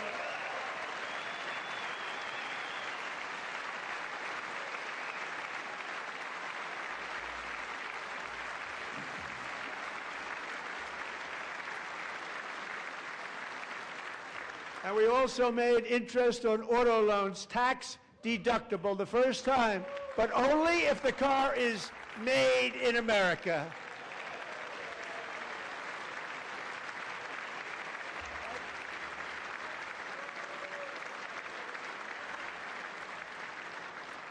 Recently in Pennsylvania, I met Megan Hemhauser, a devoted mom who's homeschools her children, beautiful, 2 children, during the day while waiting tables at night as her husband works overtime operating very heavy equipment.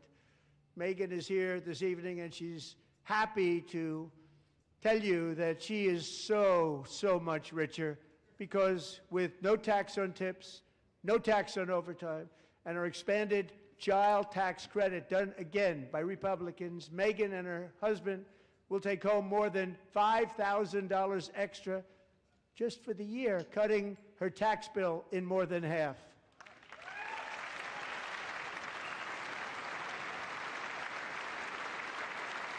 Megan, please stand up. We're fighting for you, Megan.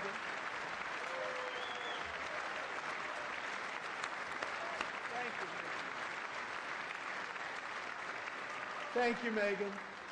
We're fighting for you, Megan. Under our bill, parents like Megan can also activate their children's brand new Trump accounts. Fuck. And I didn't name it. I did not name that.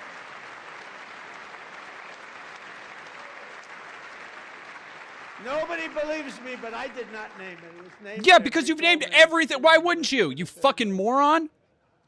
Nice man, a good man. Tax-free investment accounts for every American child. This is something that's so special and has taken off and gone through the roof. Millions will be pre-funded courtesy of the U.S. Treasury and private individuals like Michael and Susan Dell, who have donated $6.25 billion to fund the Trump accounts for 25 million American children. They're great people.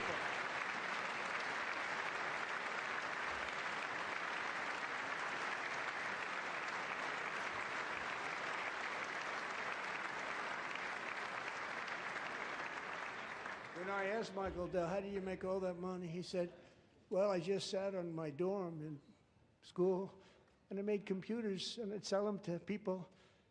And I just kept selling and selling and selling. And pretty amazing story. That's called the American dream. He sold a lot of computers, a lot of those laptops.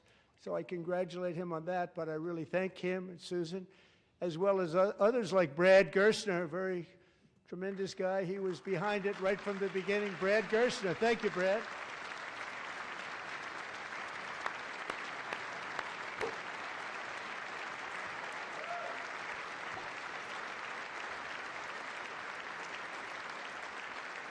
So with modest additional contributions, these young people's accounts could grow to over $100,000 or more by the time they turn 18. Think of it, how much money is that for fucking somebody shit. that started with nothing? Over Wow. 100,000, could be much more than that. To make this investment in our children's future, go to trumpaccounts.gov. Trumpaccounts.gov. And a lot of people are doing it. It's setting every record in the book. It's popular. They knew what it was going to take. So proud of them. I'm so proud of the people that got it started. And now it's just taken off. One of the primary reasons for our country's stunning economic turnaround, the biggest in history, where We the Dow could Jones just broke have 50,000 4 years free ahead of college. schedule, Like, we could just and have the that. S&P hit 7,000, where it wasn't supposed to do it for many years, were tariffs. I used these tariffs, took in hundreds of billions of dollars to make great deals for our country, both economically and on a national security basis. Everything was working well. Countries that were ripping us off for decades are now paying us hundreds of billions of dollars. They were ripping us so badly, you all know that. Everybody knows it. Even the Democrats know it. They just don't want to say it. And yet these countries are now happy, and so are we. We made deals. The deals are all done. And they're happy. They're not making money like they used to, but we're making a lot of money. There was no inflation, tremendous growth, and the big story was how Donald Trump called the economy correctly and 22 Nobel Prize winners in economics didn't. They got it totally wrong. They got it really wrong. And then just 4 days ago, an He unfortunate sounds ruling so from the fucking United awful, States dude. Supreme Court. Everything he It's a says sit just has to be down, followed up with the same thing, just in a more withered old man tone. They got it totally wrong. But the good They news got it is that totally almost wrong. all countries and corporations want to Okay, keep Grandpa, the let's deal. get you to bed. Yeah. they Oh, already yeah, made, no. The hundreds of millions of dollars that people are trying to legal sue for power right that now. I, as Okay. president, have to make a new deal could be far worse for them, and therefore they will continue to work along the same successful path that we had negotiated before the Supreme Court's unfortunate involvement. So despite the disappointing ruling, these powerful, country-saving, it's saving our country, the kind of money we're taking in, peace-protecting. Many of the wars I settled was because of the threat of tariffs. I wouldn't have been able to settle them without. Will remain in place under fully approved and tested alternative legal statutes. And they have been tested for a long time. They're a little more complex, but they're actually probably better, leading to a solution that will be even stronger than before. Congressional action will not be necessary. It's already time-tested and approved. And as time goes by, I believe the tariffs paid for by foreign countries will, like in the past, substantially replace the modern-day system of income tax, taking a great financial burden off the people that I love.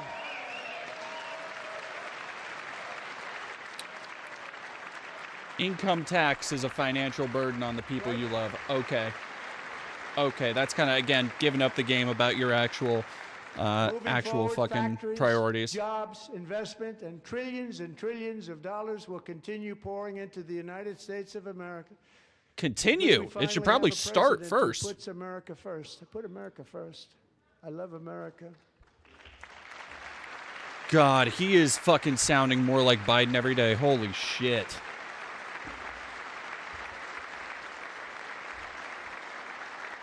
For decades before I came along, we had the exact opposite. From trade to healthcare, from energy to immigration, everything was stolen and rigged in order to drain the wealth out of the productive, hardworking people who make our country great, who make our country run. Under Biden and his corrupt partners in Congress and beyond, it reached a breaking point with the Green New scam, open borders for everyone. They poured in by the millions and millions from prisons, from mental institutions. They were murderers, 11,888 murders. They came into our country. You allowed that to happen. And Okay, so wait, that was it costs millions or a 11,000? typical family Because those are a pretty $34,000 fucking in big just difference. A speck of time. Whatever. Nobody Now, cares. The same people in this chamber who voted for those disasters suddenly used the word affordability, a word. They just used it. Somebody gave it to them, knowing full well that they caused and created the increased prices that all of our citizens had to endure. You caused that problem. You caused that problem.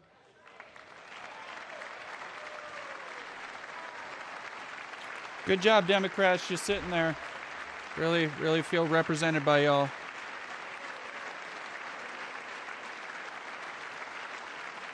Yeah, I know, a word, they just used it. That's Were a lie. They knew it.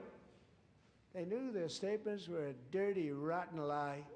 Their policies created the high prices. Our policies are rapidly ending them. We are doing really well. Those prices are plummeting downward.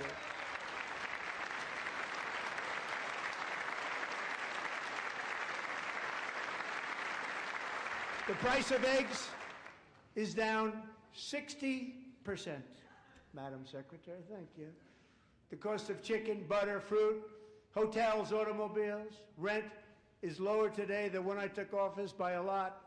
And even beef, which was very high, is starting to come down significantly. Just hold on a little while. Sim, what now? One more time? Let's take that one more time. Take it from the top, Donnie. Sim would think were possible to achieve just a short time ago. Nobody can believe when they see the kind of numbers, and especially energy, when they see energy going down to numbers like that, they cannot believe it. It's like another big tax cut.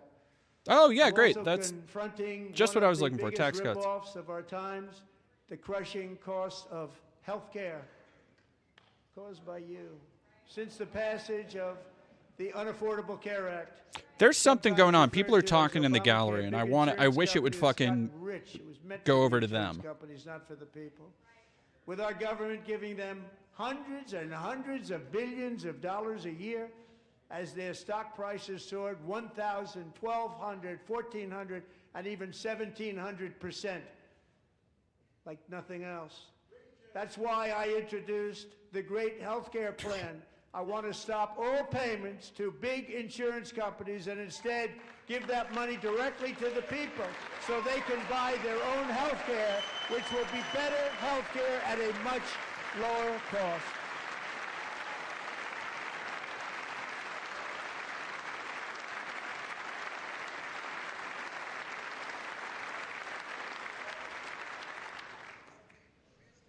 In addition, my plan requires maximum price transparency. That's a big deal. Sounds so simple, so big.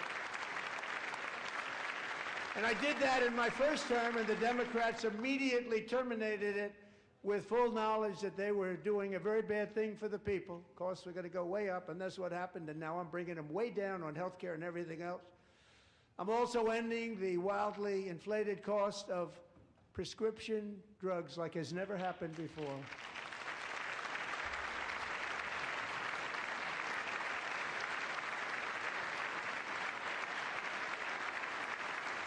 Other presidents tried to do it, but they never could. They tried. Most didn't try, actually. But they tried. They said they tried. They couldn't do it. They didn't even come close.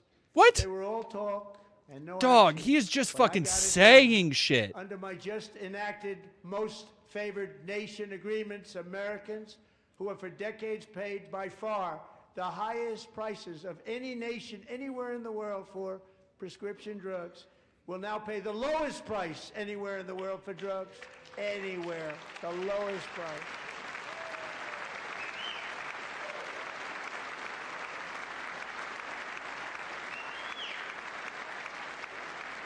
So in my first year of the second term, should be my third term, but strange things happen. I took prescription drugs. Should be my a very third big part term. of healthcare from the highest price Again, in the in case entire you world thought that to we're the getting lowest. elections this That's a year. big achievement. The result is price differences of 300, 400, 500, 600% and more, all available right now at a new website called TrumpRx.gov. And I didn't name that one either, by the way.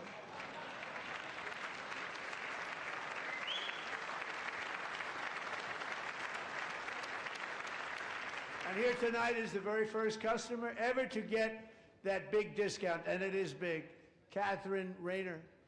For 5 years, she and her husband have struggled with infertility, and they turned to IVF. One drug has been costing Catherine $4,000 to purchase, but a few weeks ago, she logged onto the Trump RX website and got that same drug that cost $4,000, got it for under $500. A Wow. reduction of much more, actually, than $3,500. Catherine, we are all praying for you, and you're going to be a great mom.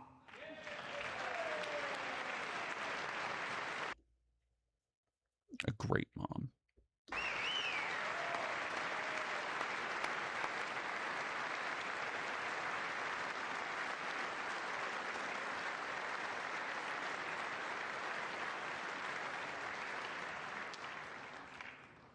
So now I'm calling on Congress to codify my most favored nation program into law. Now, the one thing I'm not Most sure it matters. favorite It's gonna be nation? very hard for somebody that comes along after Fucking me to Zoolander say, ass name. Let's raise drug prices by 700 or 800%. But John and Mike, if you don't mind, codify it anyway. They may do it. Codify it anyway. Thank you. Many Americans are also concerned that energy demand from AI data centers could Oh, my God. unfairly drive up their electric utility bills. Tonight, Or I'm pleased to cook the announce fucking that I planet have for nothing. negotiated the new rate Payer Protection Oh, Pledge. You know okay, what that cool, is? cool. So We're telling the major tech companies that they have the obligation to provide for their own power needs. They can build their own power plants as part of their factory so that no one's prices will go up. And in many cases, prices of electricity will go down for the community. I'm sorry. You are letting these companies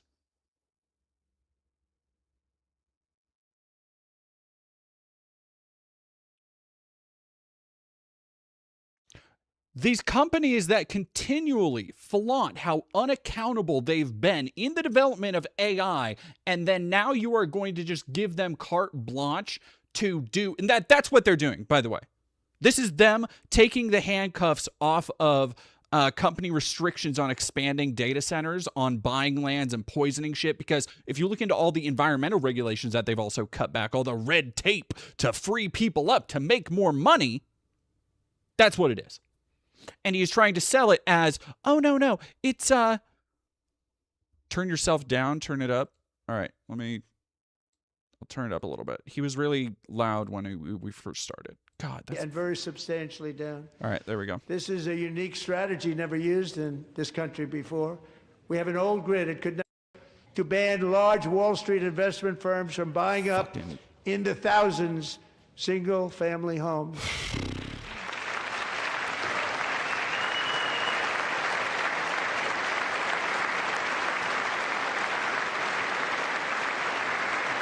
And now I'm asking Congress to make that ban those permanent fucking because old, homes for withered, people, geriatric husk motherfuckers that are the reason that we have to sit through all this shit. Corporations are doing just fine. Raysel, thank you very much. Good luck with your home. You'll get one soon. Yeah, you'll get a home soon. Do we want to do a check back in on that in a little while? We're also working to make it easier for Americans to save for retirement. And under this administration, You notice he had to speak up for his primary demographic there. Retirement. We will always protect Social Security and Medicare. They are not protecting it for our seniors. We will always Really protect bringing it together. Social Really, Security, really Medicare, a message of Medicare. unity. Wow. Since I took office, the typical 401k balance is up by at least $30,000. That's a lot of money. We have millions and millions of people because the stock market has done so well. Yeah, I'm sure setting all for those rich records. assholes on Wall The Street. Yeah, 401ks no, are way up. you're probably making a lot of Yet money half fleecing of people all with your of fucking working Bitcoin Americans still bullshit. do not have access to a retirement plan with matching contributions from an employer. To remedy this gross disparity, I'm announcing that next year my administration will give these often forgotten American workers, great people, the people that built our country, access to the same type of retirement plan offered to every federal worker. We will match your contribution with up to $1,000 each year. Bullshit. As we ensure that all Americans can profit from a rising stock market, let's also ensure that members of Congress cannot corruptly profit from using insider information. Bullshit. I just can't fucking believe it. Like, I refuse to fucking believe it.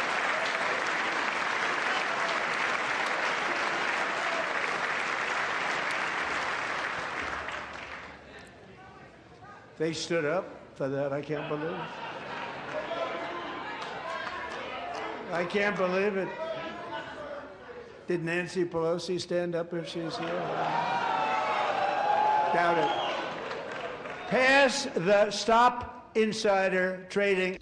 Look at these, every one of these fucking high school jock douchebag gremlin asswipes just, as people are fucking starving and being put in fucking concentration camps. I can't stand these motherfuckers. Act without delay. God, somebody fucking do it, man.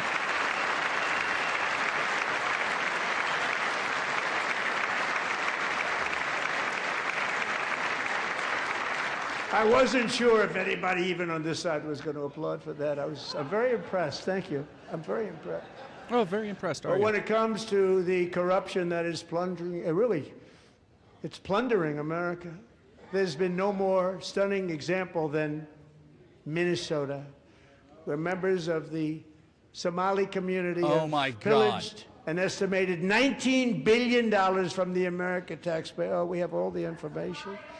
And in actuality, the number is much higher than that.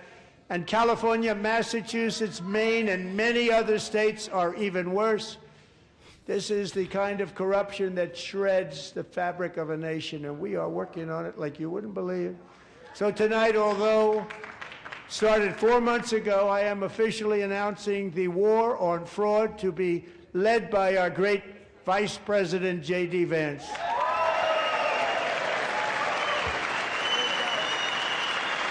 Oh, so just giving him something to do, basically. Yeah, it's fair. He doesn't have much going on.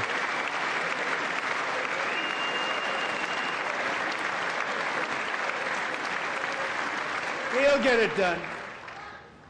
And if we're able to find enough of that fraud, we will actually have a balanced budget overnight. It'll go very quickly.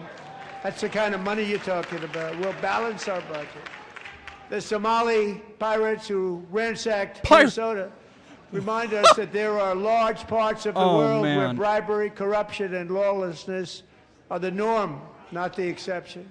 Importing these I'm cultures so glad we through gave that unrestricted whinging bitch immigration and Nick open Shirley so borders much spotlight. brings those problems right here to guy the USA. And it is the American people who pay the price in higher medical bills, car insurance rates, rent, taxes, and perhaps most importantly, crime. We will take care of this problem. We're going to take care of this problem. We are not playing games. Delilah.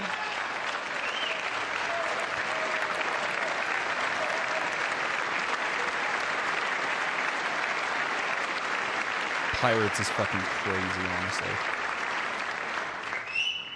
Delilah Colvin was only 5 years old in June 2024 when a 18-wheel tractor trailer plowed into her stopped car traveling at 60 miles an hour or more. The driver was an illegal alien let in by Joe Biden and given a commercial driver's license by open borders politicians. See, that's the best they can find now. Like that's the best story they can find is a drunk driver accidentally sideswiped somebody and they died and they happen to be illegal aliens. The fact that that is the most prominent example they can bring forward on such a momentous day to talk about all this shit. Like, no, where are all the serial killers? Where are all the crazy rapists and pirates and shit you're always talking about? If there's millions of them, it should be so much easier to find examples than somebody got sideswiped, which is unfortunate. But that happens every day with regular Americans. Don't see them really caring about that. And yesterday, as you probably saw at the White House, I hosted a ceremony with Americans who lost their treasured loved ones to the scourge of illegal immigration. People came into our country, how we allowed this to happen with our open borders. These are the angel moms and families that for decades our government betrayed and our media totally ignored. It was terrible. Hard to believe, actually. In 2023, a 16-year-old high school cheerleader named Elizabeth Medina was supposed to perform in her town's Christmas parade, but she never arrived. Her mother, Jacqueline, went home to look for her, and she found her lying dead in a bathtub, bleeding profusely after being stabbed 25 times. Elizabeth. The way in which there was one of these things going around alleging that Trump watches like gore porn, essentially, that he watches like snuff films and gets off to it. And I have never heard a conspiracy that I was so ready to believe immediately, because every single time he brings up one of these incidents, anytime he talks about somebody dying, it doesn't matter if it's a protester, it doesn't matter if it's a dictator, it doesn't matter if it's an innocent white victim or whatever he's trying to say. He ruminates and just like festers on the worst, evil, vile shit about the incident. And it's so fucking gross. Yeah, he talks about it like he's into it. Killer was a previously arrested illegal alien who had broken in and brutally extinguished the brightest light in her family's life, violently and viciously. Her heartbroken mother is in the gallery to remind everyone in this chamber exactly why we are deporting illegal alien criminals to our country at record numbers, and we're getting them the hell out of here fast. We don't want them.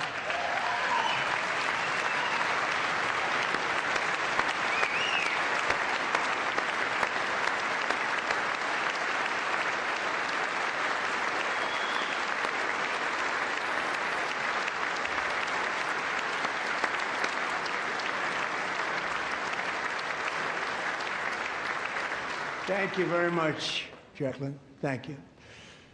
We can never forget that many in this room not only allowed the border invasion to happen before I got involved, but indeed they would do it all over again if they ever had the chance. If they ever got elected, they would open up those borders to some of the worst criminals anywhere in the world. The only thing standing between Americans and a wide open border right now is President Donald J. Trump and our great Republican patriots in Congress. Thank you. Sure.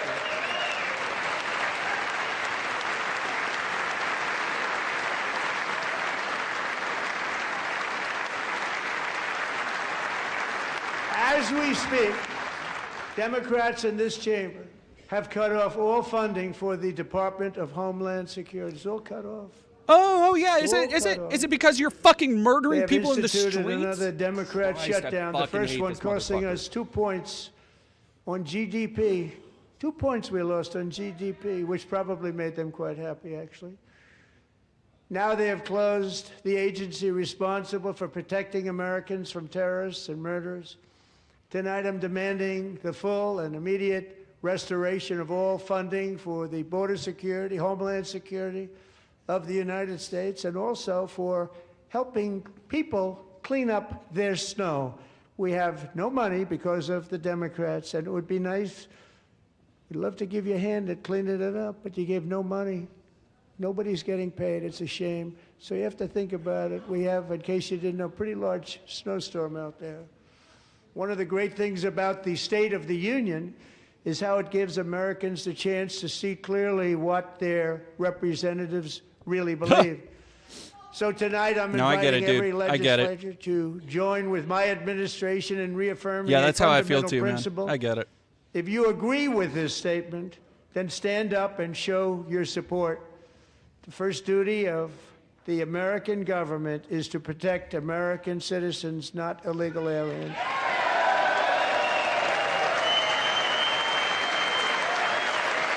This fucking theatrical bullshit. You don't fucking believe that.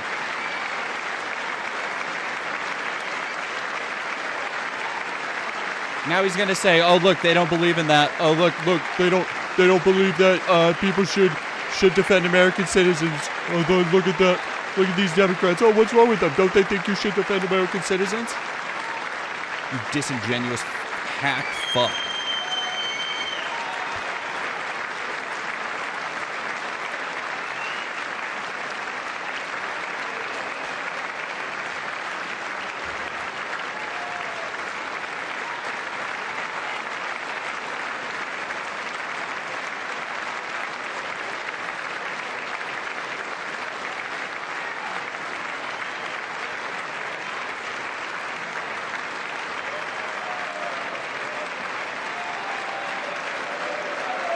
And they're just keeping going. It's all the hollow shell of any actual belief. It's just purely performative. Again, Democrats just sitting there getting whipped in the fucking face. This is a... People want to talk about humiliation rituals. That's what this is. And the difference is Democrats will just sit there and take it because they think that somehow by sitting there, they are taking the high road, that everybody's going to look at this and just be like, oh, yes, no, we're not going to be like them. We're not going to sink down to this level. You need to be spitting in that motherfucker's face because that is what he is doing to every person who elected you.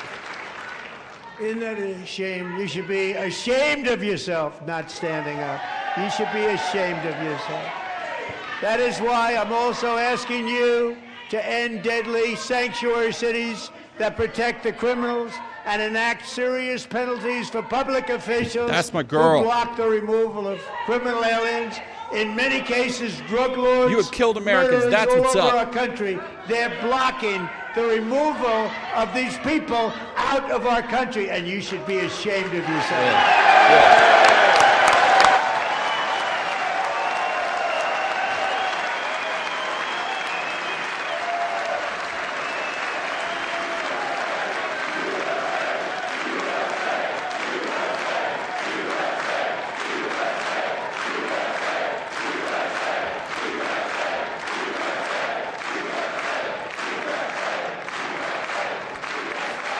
And perhaps most importantly, I'm asking you to approve the Save America Act.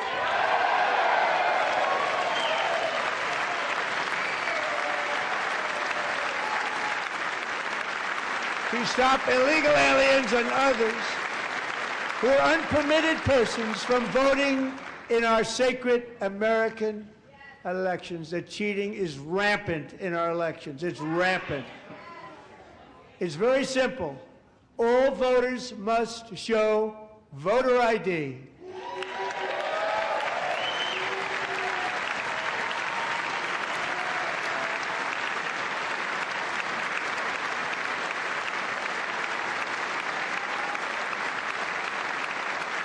All voters must show proof of citizenship in order to vote.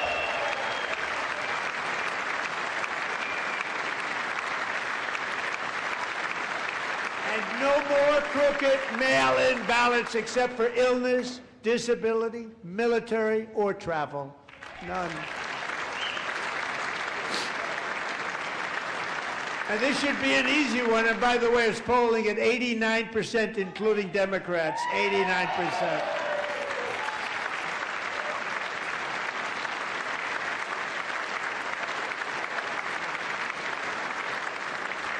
And even the new communist mayor of New York City, I think he's a nice guy, actually. Speak to him a lot. Bad policy, but nice guy. Just said they want people. What did I fucking say? I said he snow. wouldn't They be got able hit to hard. not slop Wants off them to shovel Mom Donahue snow, like a but little bit. He'd if you still apply find a for way that to job, do it. You need to show two Kind of original incredible, forms of honestly. ID and a social security card. Kind Yet of they don't want actually so fucking identification funny. for the greatest privilege of them all, voting in America. No, it's no good. No good. Both Republicans and Democrats overwhelmingly agree on the policy that we just enunciated. And So Congress fucking funny. should unite and enact this common sense, country-saving legislation right now, and it should be before anything else happens.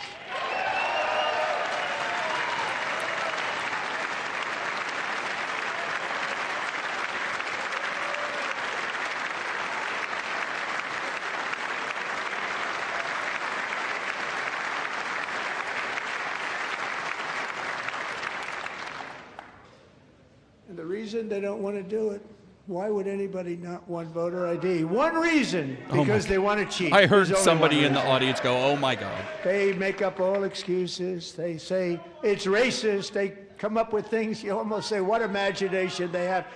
They want to cheat. They have cheated. And their policy is so bad that the only way they can get elected is to cheat. And we're going to stop it. We have to stop it, John.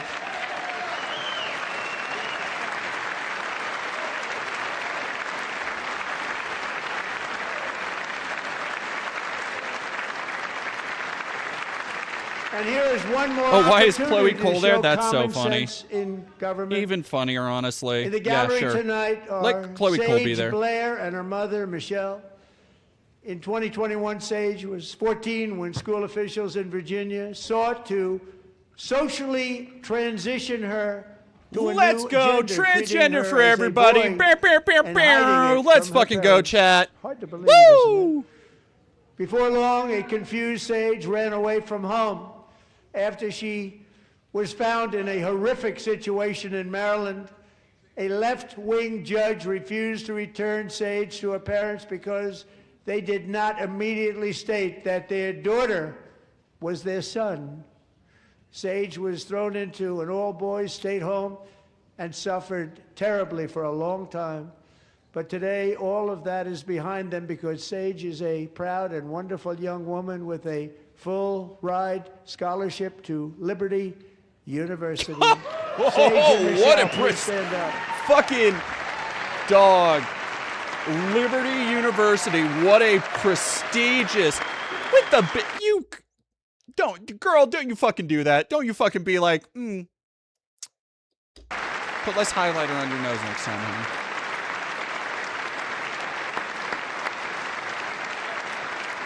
Fucking Liberty University. Oh, genuinely so fucking funny. Thank you for your great bravery. And who can believe that we're even speaking about things like this? 15 years ago, if somebody was up here and said that, they'd say, what's wrong with him? Yeah. But now we have to say it because it's going on all over numerous states without even telling the parents. Okay. Here's another thing, by the way, we're going to get where Dems are just watch them not address any of what they're saying about transgender for everybody outside of Sarah what's-her-face. But surely we can all agree no state can be allowed to rip children from their parents' arms and transition them to a new gender against the parents' will. Who would believe that we're even talking about this? We must ban it, and we must ban something it that immediately. literally, absolutely never happens. Never good God.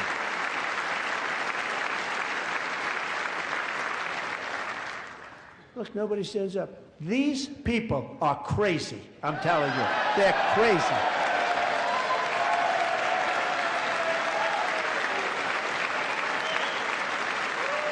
He's getting, yeah, Sarah McBride. He's getting genuinely fucking mad. Good. Good. Boy, oh boy. We're lucky we have a country. With people like this, Democrats are destroying our country, but we've stopped it just in the nick of time, didn't we?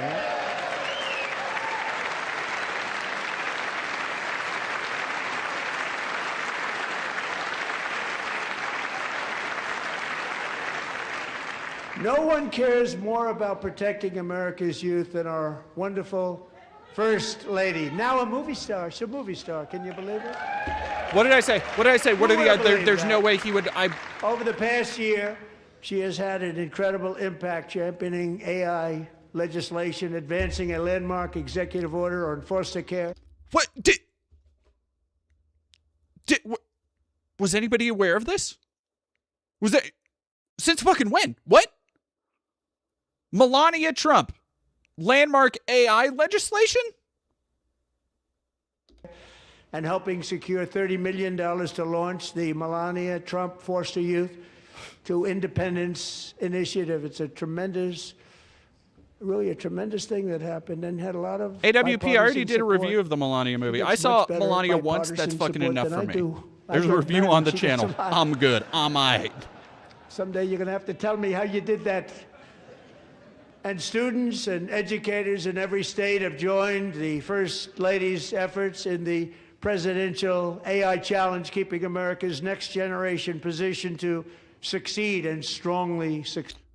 The idea that they are trying to, again, sell these very blatant scams and insider shell games as, oh no, it's for next generation, is kind of undone by the fact that we just had a massive paper come out talking about, or an article come out talking about how American child literacy has never been so low, specifically because of our overdependence and massive proliferation of just trying to teach kids using tablets and computers in school instead of actual books. So I'm going to say probably no. Succeed in the future. Tonight we welcome two young people whose lives reflect the First Lady's impact, Sierra Burns and Everest Nevermont. Thank you both, and Melania, thank you. I know how hard you worked on it. Thank you very much.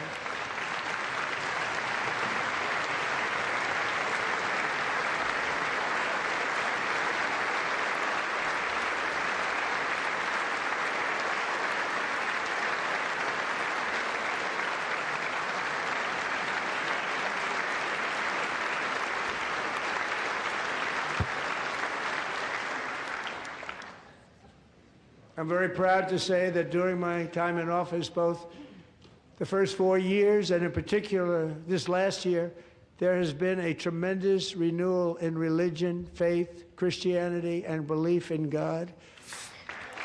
Tremendous renewal. I'm going to turn this down for a hot second while I read some super chats. Ron's KSC, thank you for $4.99. Late to the stream. Anyone get bingo on their Trump crash out bingo card yet? Almost. We're getting there. Pathetic. Thank you for 3 months. First person to stop clapping gets the cell. Renee Good and Alex Preddy, to those who do not have a voice. Thank you very much for $5. Drosophilia. And then Nehemia, thank you for another 5. Update on Hungarian election. Ruling party posts an AI campaign video depicting military executions. They may also be getting funding from Musk. Not actually surprising. Oh, here we go. And martyred, really martyred for his beliefs.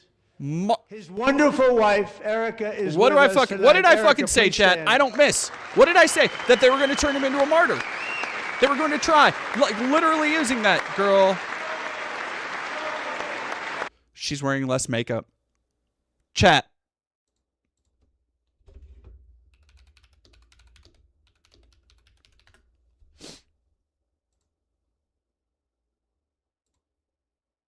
Look at her. It's getting to her. I show a picture of the professor. It's getting to her.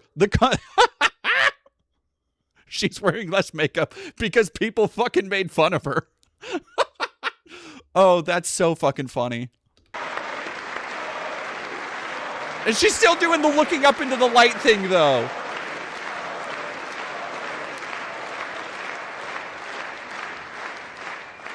Thank you, Erica. Wow. I can't wait. Who else is hyped for the new Candace Owens thing? To reaffirm that America is one nation under God, and we must totally reject political violence of any kind. These people are crazy. These people want to destroy you. These people, without me, these people would make sure you don't have a country. Also, no hitting, guys. That's so rude. Also, actually, we got to keep it peaceful. Come on now. And we love bringing it back. We love and it's religion. coming back at levels that nobody actually thought possible. It's really a beautiful thing to see. Above all, unleashing America's promise requires keeping our communities safe. We have made incredible strides, yet dangerous repeat offenders continue to be released by pro-crime Democrat politicians I thought again the country and was again. safer than ever. We are honored to be joined tonight by a woman who's been through hell, Anya Zaretska. In 2022, she and her beautiful daughter, Oh my God. beautiful young woman. No, the white woman Irina tears fled fucking war-torn Ukraine to live with War-torn? relatives near Charlotte, North Carolina. And by the way, what's going on with Charlotte? Last summer, 23-year-old Irina was riding home on the train when a deranged monster who had been arrested over a dozen times and was released through no cash bail stood up and viciously slashed a knife through her neck and body. Again, just like No one will completely ever forget there are unnecessary, people gratuitous descriptions of on that violence. train. No one will ever forget God, the what a expression fucking of terror sociopath on he is. Irina's face as she looked up at her attacker in the last seconds of her life. She died instantly. She had escaped a brutal war only to be slain by a hardened criminal, set free to kill in America, came in through open borders. Mrs. Zaretska, tonight I promise you we will ensure justice for your magnificent daughter, Irina.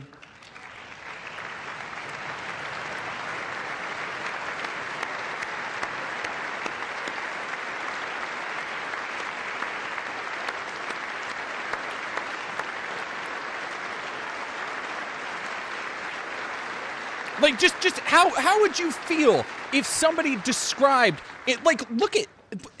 How do you not stand? How do you not stand? How do you I'm not asking this stand for me Congress to pass performative tough legislation to puppeting ensure the that violent and dangerous body repeat of a offenders are dead put girl? behind bars, and importantly, that they stay there. How do you know? He's so good. Good. I hope. Ooh, I hope he fucking shits himself on stage out of being so mad.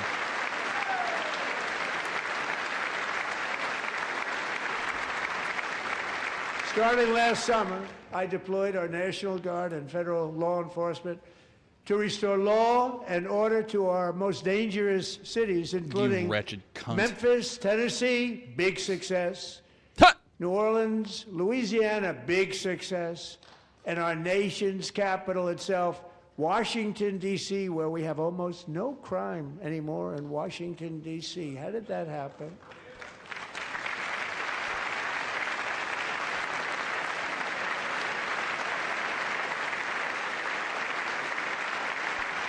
In fact, crime in Washington is now at the lowest level ever recorded, and murders in D.C. this January were down close to 100% from a year ago.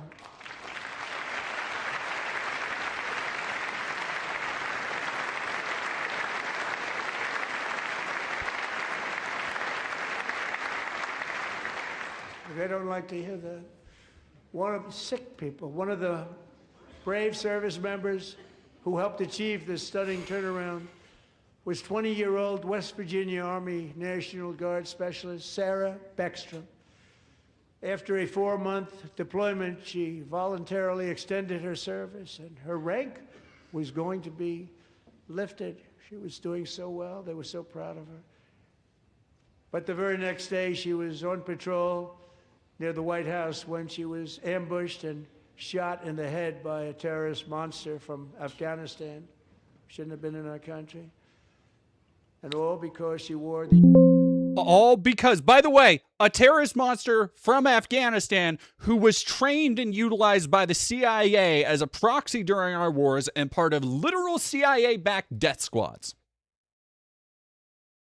Who then we just completely fucked over his entire life because of that and had to come over here to a country that thanklessly for their own fucking crimes perpetrated against their own people, just shoved them into completely menial, struggling day jobs. Little bit of context there he's leaving out. Uniform of our nation, she was shot. He traveled here because he didn't like people wearing our uniform. He was sick and deranged, shouldn't have been in our country. Oh my God, dude. Sarah Beckstrom died in order to defend our capital, and we are honored to be joined by her wonderful parents, Gary and Eva Lee. Your daughter was a true American patriot, and she will be greatly missed. She was a great person. I saw reports on her. They've never seen anything like her.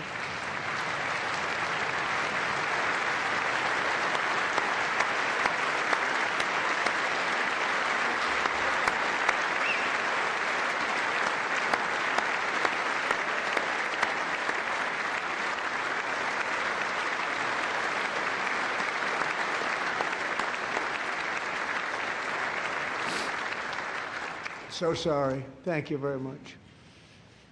A great young lady. I saw reports that were like, perfect. She was perfect. Serving alongside Sarah that day was Staff Sergeant Andrew Wolf. The terrorist shot Andrew in the head, and no one thought he could possibly make it. The two of them, Sarah and Andrew, both shot violently in the head. Neither was expected to make it. They weren't even given a chance, except his wonderful mother, named Melody, who I spoke to the same night, and she was so positive. The doctors thought that Andrew was gone, but his mother said, no, Mr. President, Andrew will be fine. He's going to make it. I've never seen anything like it. I mean, he was given almost no chance. She said, I have no doubt, sir, he's going to be okay. This was a conversation that I had with her that night, with her son laying helplessly in bed, blood all over.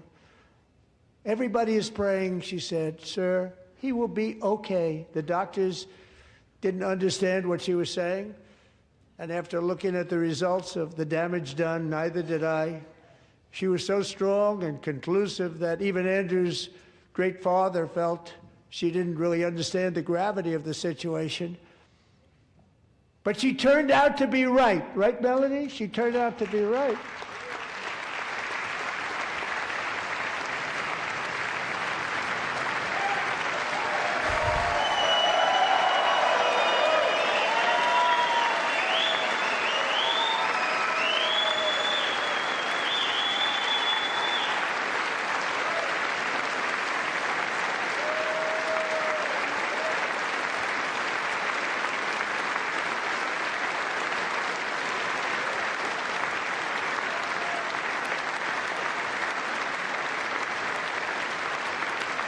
Yeah, I guess whoever wasn't kidding about it being like 3.5 fucking hours long.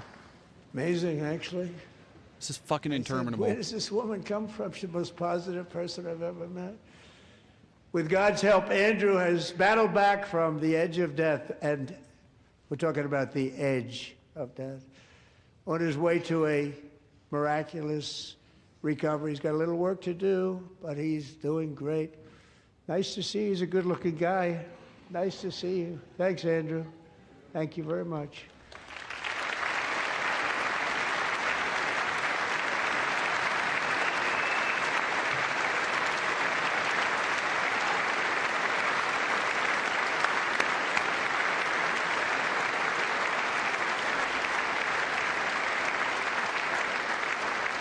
So, Andrew, while you're up, now I'm going to ask a highly respected General James Seward to present Staff Sergeant Andrew Wolf and the great family of Sarah Beckstrom with the award created by our late great President George Washington himself. It's called the Purple Heart.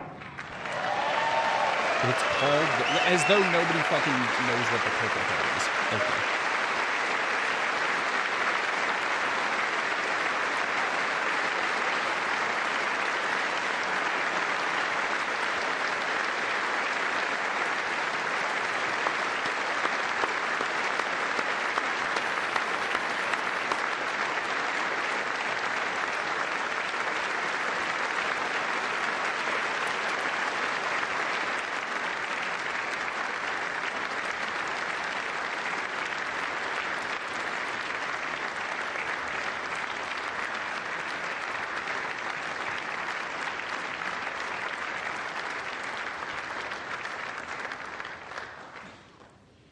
We love you all. Love you. We're proudly restoring safety for Americans at home, and we are also restoring security for Americans abroad. Our country has never been stronger. In my first 10 months, I ended 8 wars, including Cambodia. Isn't it funny? Sick people. Cambodia and Thailand. As we are going Pakistan to and start India. Would have bombing been a nuclear war. fucking 35 Iran. million people said the Prime Minister of Pakistan would have died if it were not for my involvement. Kosovo and Serbia, Israel and Iran, Egypt and Ethiopia, Armenia and Azerbaijan, the Congo and Rwanda, and of course the war in Gaza, which proceeds at a very low level. It's just about there. What I the want to fuck? thank Steve Witkoff and Jared Kushner for your help. Thank you, Steve. Thank you, Jared. You weaselly little shitbag.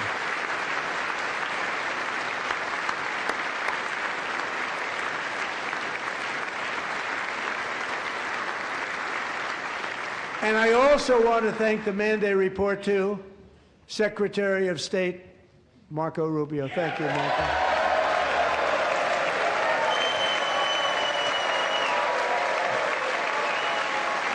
Worthless piece of shit. AWP 7000, thank you for $5. None of these people know Jesus. Now time for more booze because I can't stand this. I fucking feel it. Mr. King, thank you for subbing. Husky Roll, thank you for following. And Awesome-o 406, thank you for following as well. Marco got 100% of the votes when he was in confirmation. I think our next one was about 54%. And some of the Democrats are now saying, I can't believe we approved that guy. Yeah, no shit. And he said it's an honor that they feel that way, right, Marco? You have done a great job, great Secretary of State. I think he'll go down as the best ever.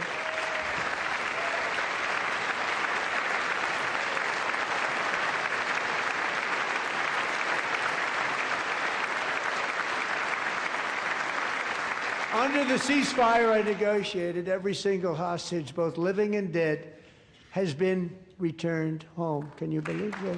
Oh, how about the ones in Gaza? Have the Gaza hostages been returned? Or is Israel still raping and murdering children? Rhetorical question, by the fucking way. Nobody thought it was possible. Nobody thought that was possible. Both living and dead. And those parents who had a dead son, their boy, they'd always tell me their boy, they wanted him as much as though he were living. That was an amazing period of time. And they came back, and when we got all of the living hostages back, and many, many before them, but I always said those last 20 are going to be very tough, but we got many, many more, hundreds. But I said those last 20 are going to be tough. We got them back. But we only got back 14 or 15 of the dead of the 28. And believe it or not, Hamas worked along with Israel, and they dug and they dug and they dug. It's a tough thing to do, going through bodies all over, passing up 100 bodies sometimes for each one that they found. Tough job. And they finally got it back to 27. And then Steve and Jared, they got it back to 28. They found all 28. Nobody thought that was possible, but we did it. And I remember the family of the 28th. They were so grieved, but they were so happy as it's possible to be. They had their boy back. The mother said, "Sir, we have our boy back." What a period of time that was, but we got them all back. So thank you both very much. Great job.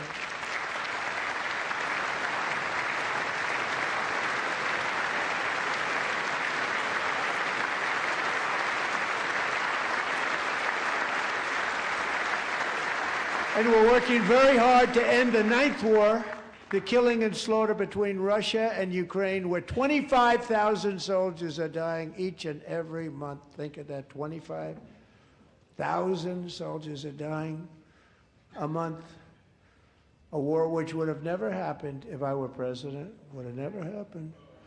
As president, I will make peace wherever I can, but I will never hesitate to confront threats to America wherever we must. That's why in a breakthrough operation last June, the United States military obliterated Iran's nuclear weapons program with an attack on Iranian soil known as Operation Midnight Hammer.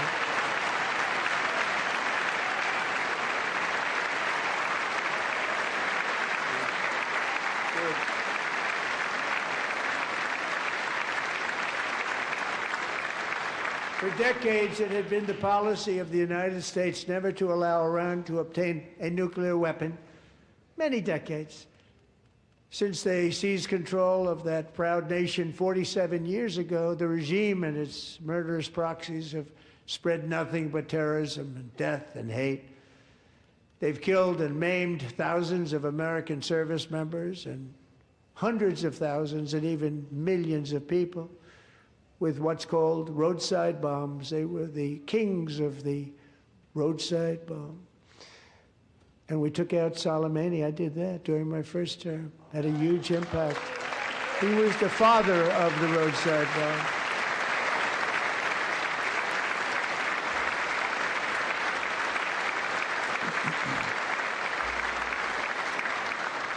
And just over the last couple of months with the protests, they've killed at least, it looks like 32,000 protests. 32,000. Yeah, don't you want to be able to do that? What the fuck are you talking about? They shot them and hung them. We stopped them from hanging a lot of them with the threat of serious violence. But this is some terrible people. They've already developed missiles that can threaten Europe and our bases overseas, and they're working to build missiles that will soon reach the United States of America. After Midnight Hammer, they were warned to make no future attempts to rebuild their weapons program, and in particular, nuclear weapons. Yet they continue, starting it all over. We wiped it out, and they want to start all over again, and are at this moment again pursuing their sinister ambitions. We are in negotiations with them. They want to make a deal, but we haven't heard those secret words. We will never have a nuclear weapon. My preference... Yeah, I fucking wonder why, dude.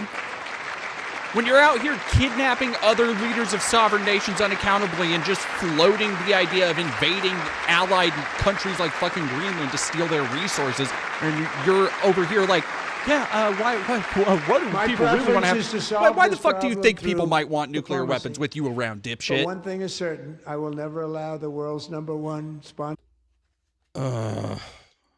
of terror, which they are by far, Oh, We Israel? have a nuclear weapon. Can't let that happen.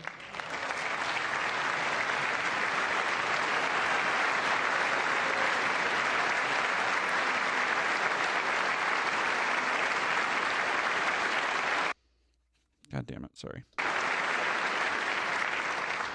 And no nation should ever doubt America's resolve. We have the most powerful military on earth. I rebuilt the military in my first term. We're going to continue to do so.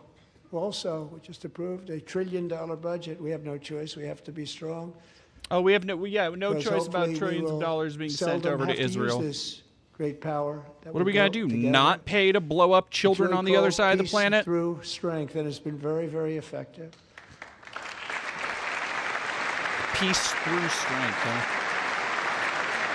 As we get ready to fucking start bombing Iran on behalf of Israel. Brilliant. So thanks to Republican in Congress, we're investing that record number of dollars, have no choice, in the United States Armed Forces. Also creating a lot of jobs, but we're not even doing it for that reason. Because as I said, we have more jobs, more people working today than ever before in the history of our country. And NATO countries are friends and allies. They are. They're our friends and they're our allies. Have just agreed, at my very strong request, to pay 5% of GDP for military defense rather than the 2%, which they weren't paying. We were paying for almost all of NATO. Now they're paying 5 as opposed to not paying 4.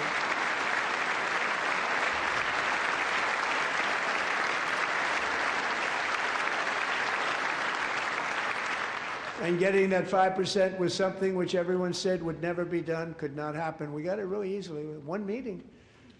And big difference between 2% that's not paid. We were paying the freight of many of them. Very few were paid up. Now 5%, then they're paid. And everything we send over to Ukraine is sent through NATO, and they pay us in full. They pay us totally in full. Every branch of our armed forces is setting records for recruitment. This is so exciting. And every service member recently.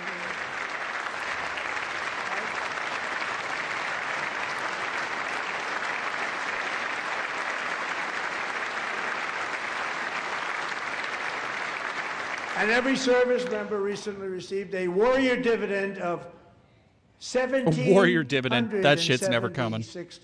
I guarantee that shit's never coming. Hey, you don't got to pay the warrior dividend if they all die in fucking battle for Israel, right? You know, they put it on my desk. We got the money from tariffs and other things. A lot of money we have. We have much more money than people understand. Have to rebuild that program a little bit, but it won't take long. But we got the money, and it was $1,775. What program? What the fuck are you talking and they about? wanted my approval, and I said, "What's the number?" $1,775. I said, "Wait a minute. For $1 more, we can have $1,776. It's going to." I said, "We're going to figure that." I never asked anybody if we could afford it. $1 more. I said $1,776, and I said, "That's good." And I'll tell you what, our military. That was 4 months ago, our military, I never see a person in the military that doesn't thank me for it, so we're honored to do it. They deserve it. And we call it 1776. It was great. And we love our military. We love our law enforcement. We love our firemen. You know, the firemen don't get mentioned enough. We love our firemen. We're also... Love our firemen.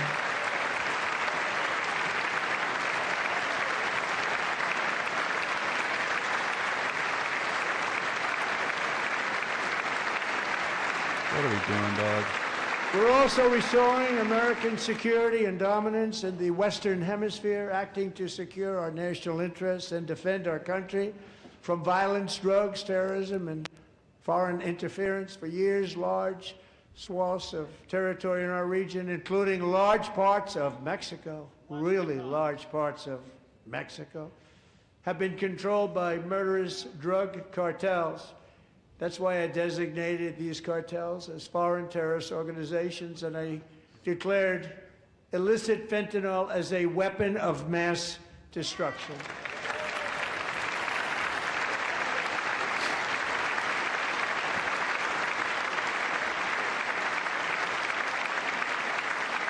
And with our new military campaign, we have stopped record amounts of drugs coming into our country and virtually stopped it completely coming in by water or sea. You probably noticed that.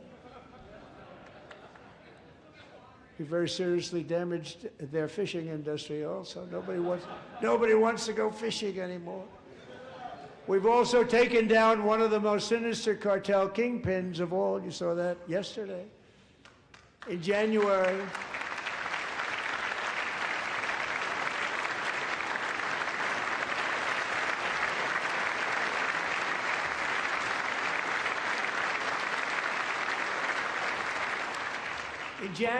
elite American warriors carried out one of the most complex, spectacular feats of military competence and power in world history. No one's seen anything like it. Foreign leaders, I won't tell you who, called me and they said, very impressive, very impressive. They couldn't believe, they all watched, they saw what happened. This is a different fighting force than we had years ago when we fought to tie. No, it's a great fighting force. I'm so proud of it. Look at Space Force. Space Force is my baby. Because we did that, my baby. It's becoming so important.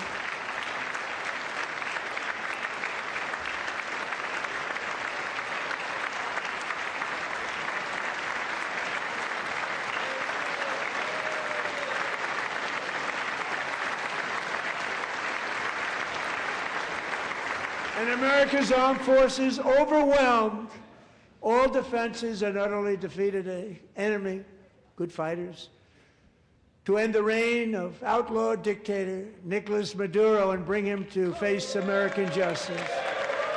American justice.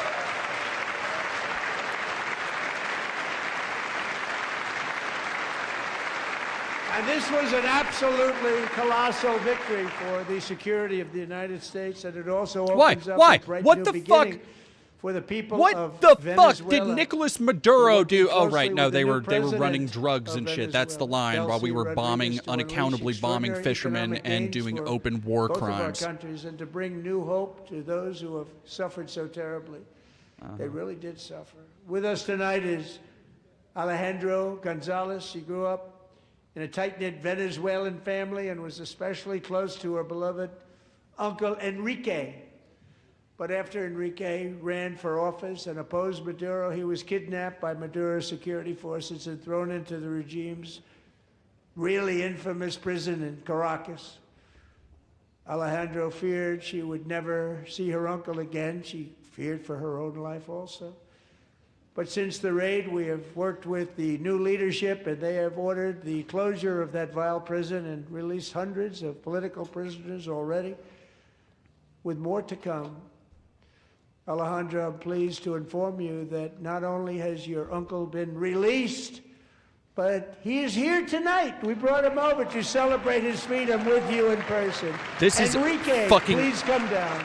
At a time when Venezuelan people are being abducted and unaccountably held, for them to do this level of fucking hot-dogging bullshit, morally reprehensible. There is no fucking excuse for it.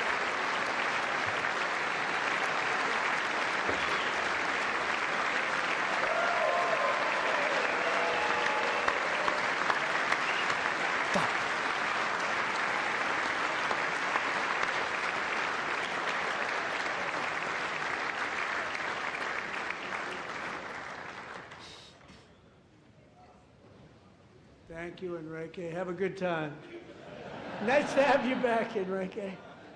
Can you say Enrique? There were many heroes on that January raid to capture Maduro. Really great heroes. It was very dangerous. They knew we were coming. They were all set. But the deeds of one warrior that night will live forever in the eternal chronicles of military valor. Chief Warrant Officer 5, Eric Slover, planned the mission and was the flight lead in the cockpit of the first helicopter. A big, beautiful, powerful helicopter. It was a massive Chinook carrying, by the way, imagine, if he's like any other special forces people, he was probably American coked out of his fucking warfighters mind when he was wearing gunning the down dog Venezuelan tags. soldiers. His wife Amy had blessed with holy water before he left. She knew it was going to be a rough one. Eric steered the Chinook under the cover of night and descended swiftly upon Maduro's heavily protected military fortress. This was a major military installation, protected by thousands of soldiers and guarded by Russian and Chinese military technology. How did that work out? Not too good. While preparing to land, enemy machine guns fired from every angle, and Eric was hit very badly in the leg and hip, one bullet after another. He absorbed 4 agonizing shots, shredding his leg into numerous pieces. And yet, despite the fact that the use of his legs was vital to successful helicopter flight, legs are the most important part of flying a helicopter, to deliver the many commandos who would capture and detain Maduro was the only thing Eric was thinking about. Then, even as he was gushing Adam, thank you blood, for which was flowing back Excuse me, down the Idiocracy aisle, feels like a helicopter lands documentary at a now. steep Fucking angle. don't it. Don't it. Machine guns stood right in front of him. They were right in front of him, 2 machine gunners. who El Salve, escaped the invasion of wrath Iran the may... previous Hang planes. on. May be the first to survive the U.S. invasion since its military is stronger than Saddam's Iraq, Assad's Syria, and Gaddafi's Libya. Oh yeah, that like there is a very real reason we don't want to go to war with Iran. It's that way we'll fucking lose. Saving the lives of his fellow warriors. Mr. Chuck Grape, thank you for $2. Someone take his space keys. Jonathan Black, thank you for $5. Trump is a perfect president for America. He's a manifestation of all that is rotten. Like you're not wrong. At the heart of our society, yeah. Like when you put it like that, all the shit makes more sense, I guess. Probably would have had maybe cancel the mission if that didn't happen. Eric told his co-pilot, also wounded but not as gravely, to take over. I'm about ready to pass out. The success of the entire mission and the lives of his fellow warriors hinge on Eric's ability to take the searing pain. It was unbelievable what's happened to his legs of the bullets and keep on flying and landing, and people knew what was happening. Everybody in the back of the helicopter knew because they saw the blood pouring down the aisle. Jesus Christ, dude. Chief Warrant Officer Slover is still recovering from his serious wounds, but I'm thrilled to say that he is here tonight with his wife Amy, Eric, and Amy, come on in.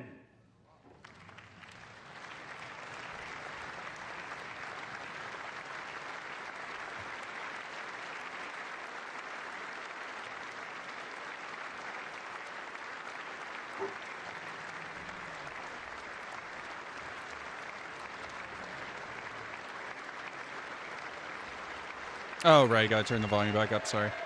There you go.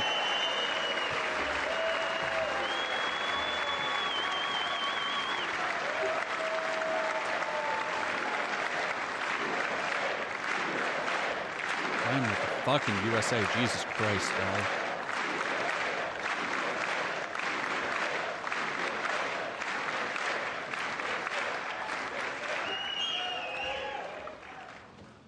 So we have a surprise for Eric and Amy. In recognition of Eric's actions above and beyond the call of duty, I would now like to ask General Jonathan Braga to present Chief Warrant Officer Slover with our nation's highest military award, the Congressional Medal of Honor.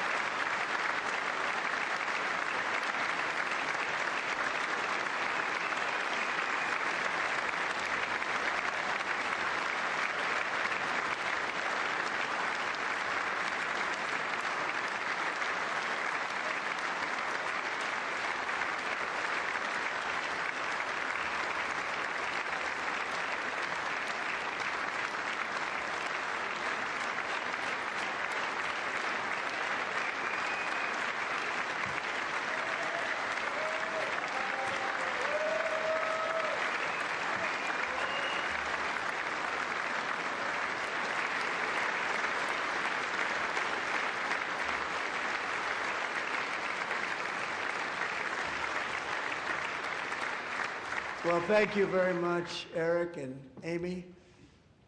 Great to get to know you. I met with them and with a lot of their fellow warriors at Fort Bragg recently. You notice the name Fort Bragg, we have it back, we brought it back. We won the First World War with it, the Second World War with it, and then they decided to change the name. So we changed it back. Everybody wanted to change back too. And 10 of Eric's fellow warriors from that incredible night of victory will also be receiving medals at a private ceremony that will soon be held at the White House. And Eric will be there.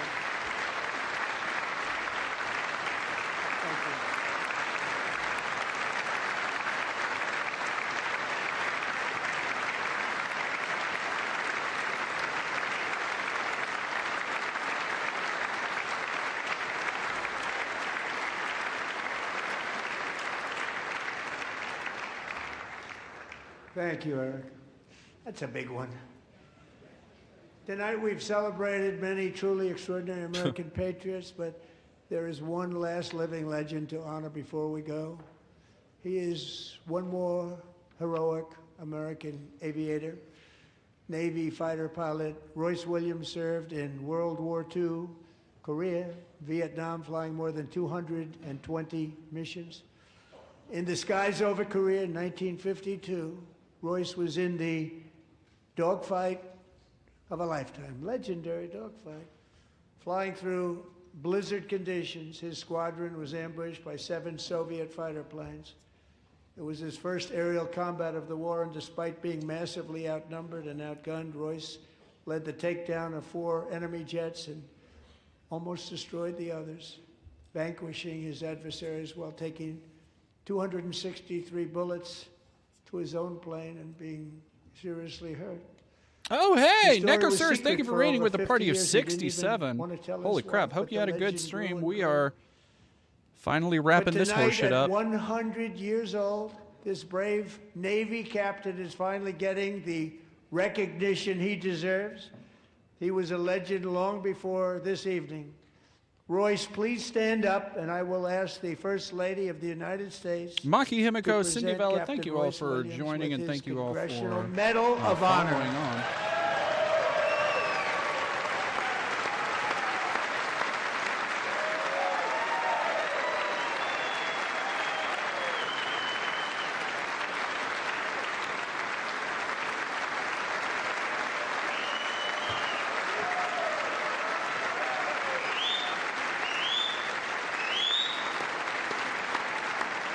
You know the crazy fucking thing? There are people who think that somebody who fought in World War II against the Nazis, that they are just as heroic as ICE agents right now. Like there is a non-insignificant number of people who do that shit. Who genuinely think that. They believe that.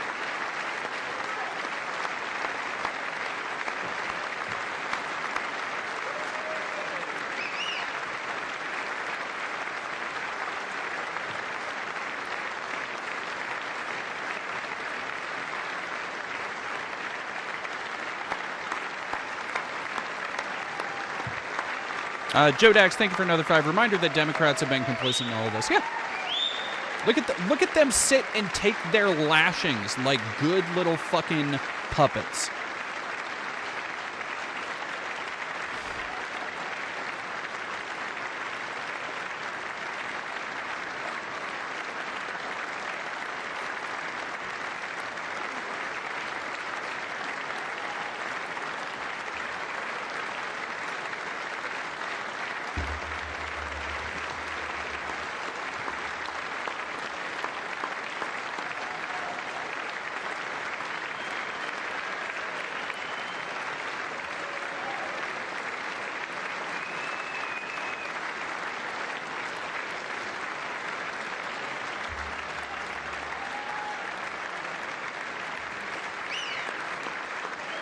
Just keeps going. Yep. Why not?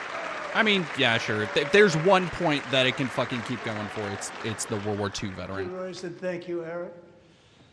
I've always wanted the Congressional Medal of Honor, but I was informed I'm not allowed to give it to myself, and I wouldn't know why I'd be taking it, but if they ever open up that law, I will be there with you someday. But you know, that's our highest honor, Congressional Medal of Honor, and that's a big thing, and it's an honor to be in the same room with you. Thank you both very much, Eric. Thank you.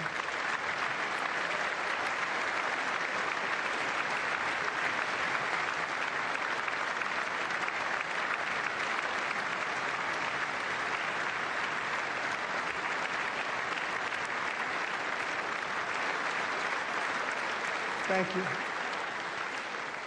250 years is a long time in the life of a nation, but in another sense, it's really a mere moment in the eye of history. Wow. Two of the gentlemen we met in the gallery this evening took their first breaths 1 century ago, 100 years before that, on July 4th, 1826, the author of the Declaration of Independence, brilliant, Thomas Jefferson, drew his last breath. Just a single long human lifespan separates the giants who declared and won our independence from the heroes who stand among us tonight. Everything our nation has done, everything we have achieved, has been the work of those few great lifetimes. In those brief chapters, Americans built this nation from 13 humble It's so colonies funny how you can tell when into the he's not pinnacle the of one human actually civilization and human like freedom. driving the strongest, conversation. wealthiest, most powerful, most successful nation in all of history. Americans ventured out across the daunting and dangerous continent.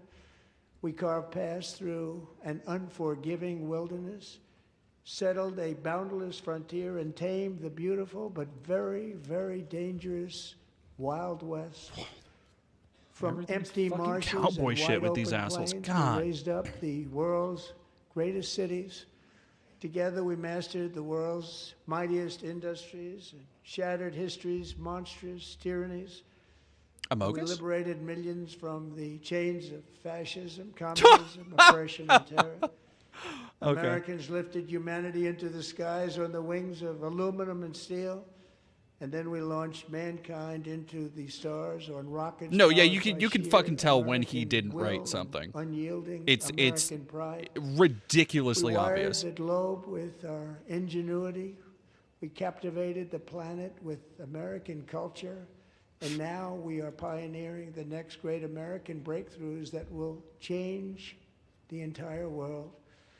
All of this and so much more is the enduring legacy, unmatched glory of the hardworking patriots who built and defended this country and who still carry the hopes and freedoms on all of humanity's backs. For years they were forgotten, betrayed, and cast aside. But that great betrayal is over, and they will never be forgotten again.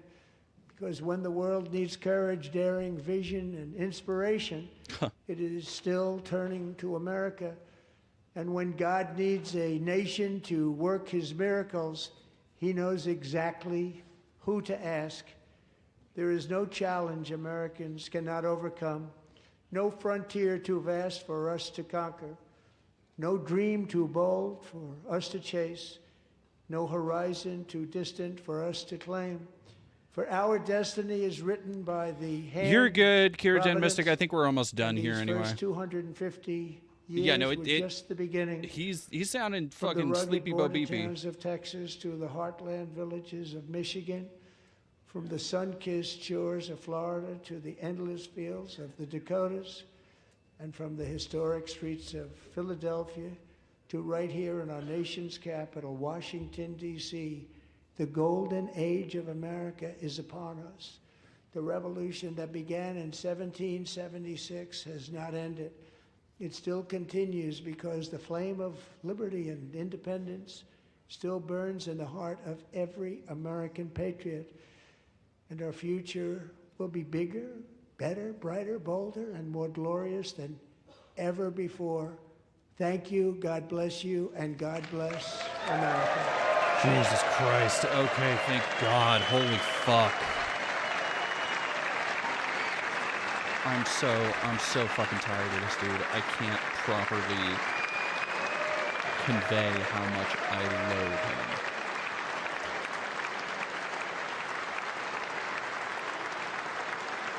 Just a whinging old bag. I'm so...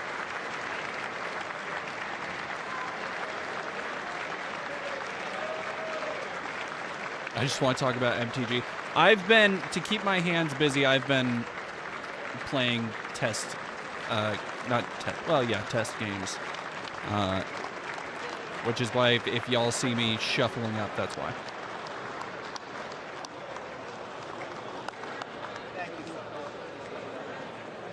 I want to see really quick. It could have happened. Oh, he knows that China's whooping our ass economically. Absolutely knows it. Like, there's no reason he would have to do so.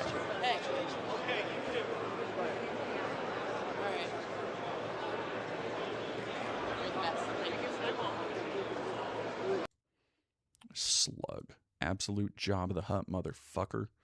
All right, let's see what some more news is doing.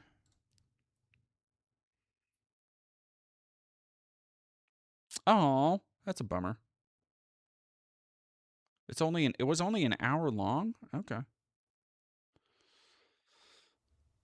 Man. Please fall, please fall. Dididi, no, we'll be doing Shoe on Head tomorrow. I'm trying not to, and I realize I've been putting out a lot lately when it comes to, what deck am I testing? My mono black Ashnod. Ashnod, 1 of 3. I have. It's like nothing, basically. It is one of my few decks that A, it's my sweet baby and I love her so much. B, it's basically a fucking nothing.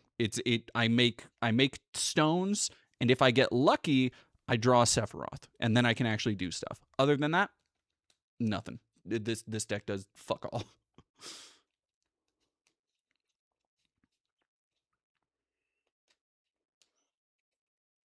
But it's fun. Here's the thing. The funniest part for me is that I can do so many turn actions where I will sack something, it creates a 1/1 token, I can sack that, I can make a power stone, I tap this, use this, and not really do too terribly much, but then halfway through the game I can distrip shit if I get, like, Cityscape level. I'm looking through the cards right now. Cityscape Leveler, Butcher of Malakir, Sholdred. Yeah, there's some bangers here. Marionette Master. I'm gonna take it back. I've caused some chaos. I've caused some upheavals with this deck. Yo, what that deck do? Marissa Cone, thank you for $2. Some More News has a members only stream right now. That's a fucking bummer. That's a fucking bummer. Real bummer hours chat. Affinity for artifacts. Yeah, absolutely. Well, I actually have a Frogmite in here. Magic is crazy. I zone out because I don't like card games, and then I snap back when I heard Sephiroth. Yeah, no, I got Sephiroth right there. And I have my original, because it is, like I said, it is Brothers War themed. One of my many Brothers War themes. I have an Urza Saga Dark Writ with the Phyrexian scriptures on there. I have a bunch of like shit from not a bunch of some stuff from Avatar. Priest of Yawgmoth is another flavor card that's in there from I don't even know what that would be from. It doesn't have a set symbol. That was really early in there.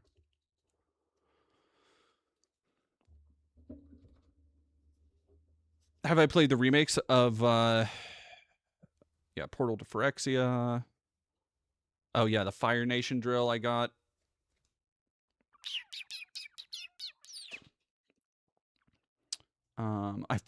This is the one deck that I decided, you know what, this deck doesn't have enough juice to like really be incredibly fucked up about it, but I was like, you know what, yeah, this deck doesn't do much. It's probably fine to put Grave Pact in here.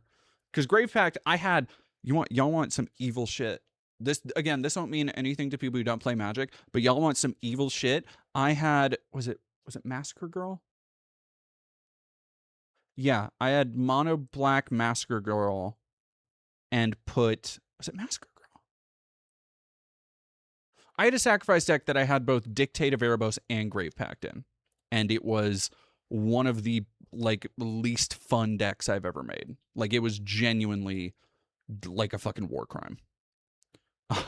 Because, so if you don't know, Grave Pact is whenever a creature you control dies, everybody else sacks a creature, which is fucked up in a deck that is just all about cycling and sacking shit, where I'm over here sacking 1/1s, and it's creating chaos on the board where people are like, okay, they get down to, I have to sack my 20/20, I have to sack my commander, I have to sack all this shit. And it's like, that's good. That's just good wholesome fun. That's good old fun. But yeah, and that, I have my sweet bouncing little bitty baby, the love of my life, one of my favorite cards ever, Phyrexian Fleshgorger. Hell yeah. What you know about prototype Menace Lifelink Ward pay life equal to Phyrexian Fleshgorger's power, and then you put some +2, +1, +3s on there. That's good. That's good magic right there. Oh, that's good magic right there. Discount Wormcoil Engine? Exactly.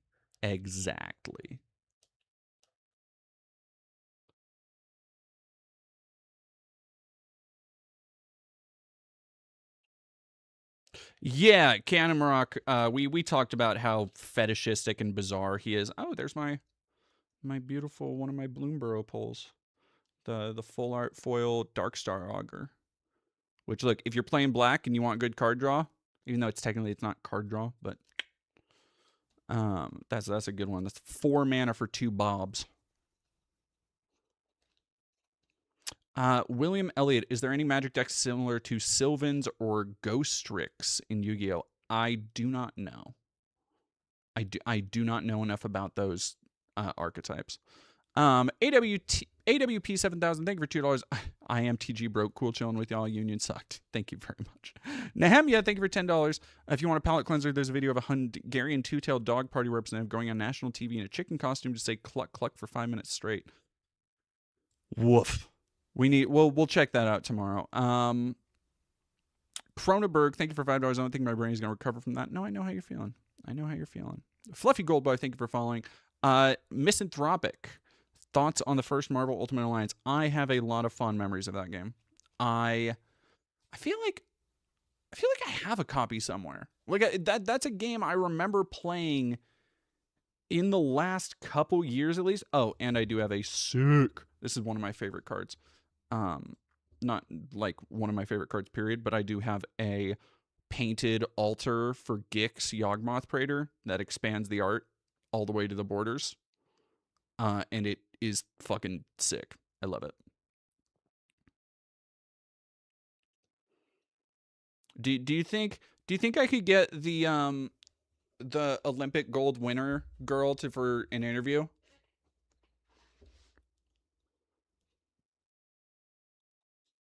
Yeah, this is one of my baby decks. This is one of my decks that I've put not a lot of money necessarily, but a lot of time and care into tuning.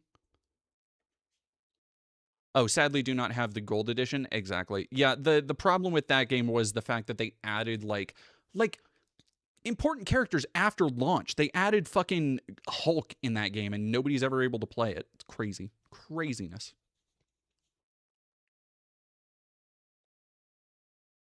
Oh, here's a fun one I found at my local LGS. Steel Hellkite, but it's a foil. I guess it's a pre-release version from 2010 from Mirrodin because it has 1st October 2010 on there, which is a really cool. I like the older foiling from that era. My baby is the Esper Urza. Are you talking the Prince of Krug? The one, okay. The one that gives soldiers a buff?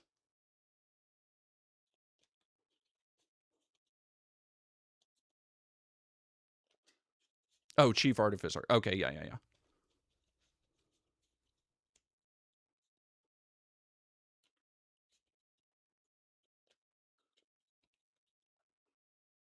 Oh, okay. No, you're talking about the that's the Esper one, isn't it?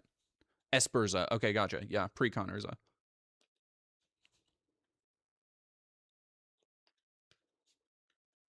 I don't have an Urza deck. Because, fuck Urza. But I do have 3 Ashnod decks now. Because fuck, fuck Ashnod, know what I'm saying? I know, Ashnod is absolutely T-girl coded. Ashnod and Judith are 2 of the most, like, trans-coded characters I've ever seen.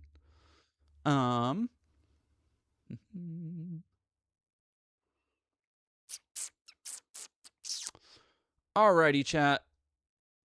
Are we covering anything else? No, I was just wrapping up the stream, just chilling and talking for a minute while I put a deck away. Let's go over to, thank you, by the way. Oh, we are 9 followers away. We are almost to 10K. Have I played Dog's Life for my PS2 journey? No, I haven't.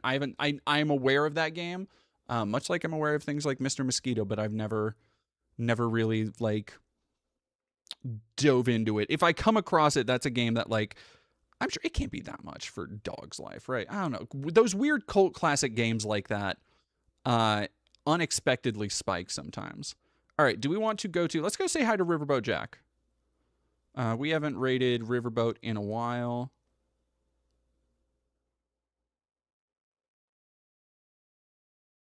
And thank you all so much. Have a great rest of your night. I hope everybody is able to take some time off. Take some time off, take some time to yourself, and absolutely go and find the channel. Go follow it. Go follow Cirrus. Thank you again, Cirrus, for rating. And yeah, everybody have a great rest of your night. I have some things in the works. I think I'm going to, by the way, I meant to bring this up because somebody asked about it yesterday. I've thought about it. I am going to review Scream 7 for the channel because I think there's enough political overlap and there's enough there for me to kind of chew on as far as, like, criticism goes, and that's what I really like. So stay tuned to that should hopefully be out by Friday, and then we have, you know, essays and other stuff I'm always working on. In lieu of that,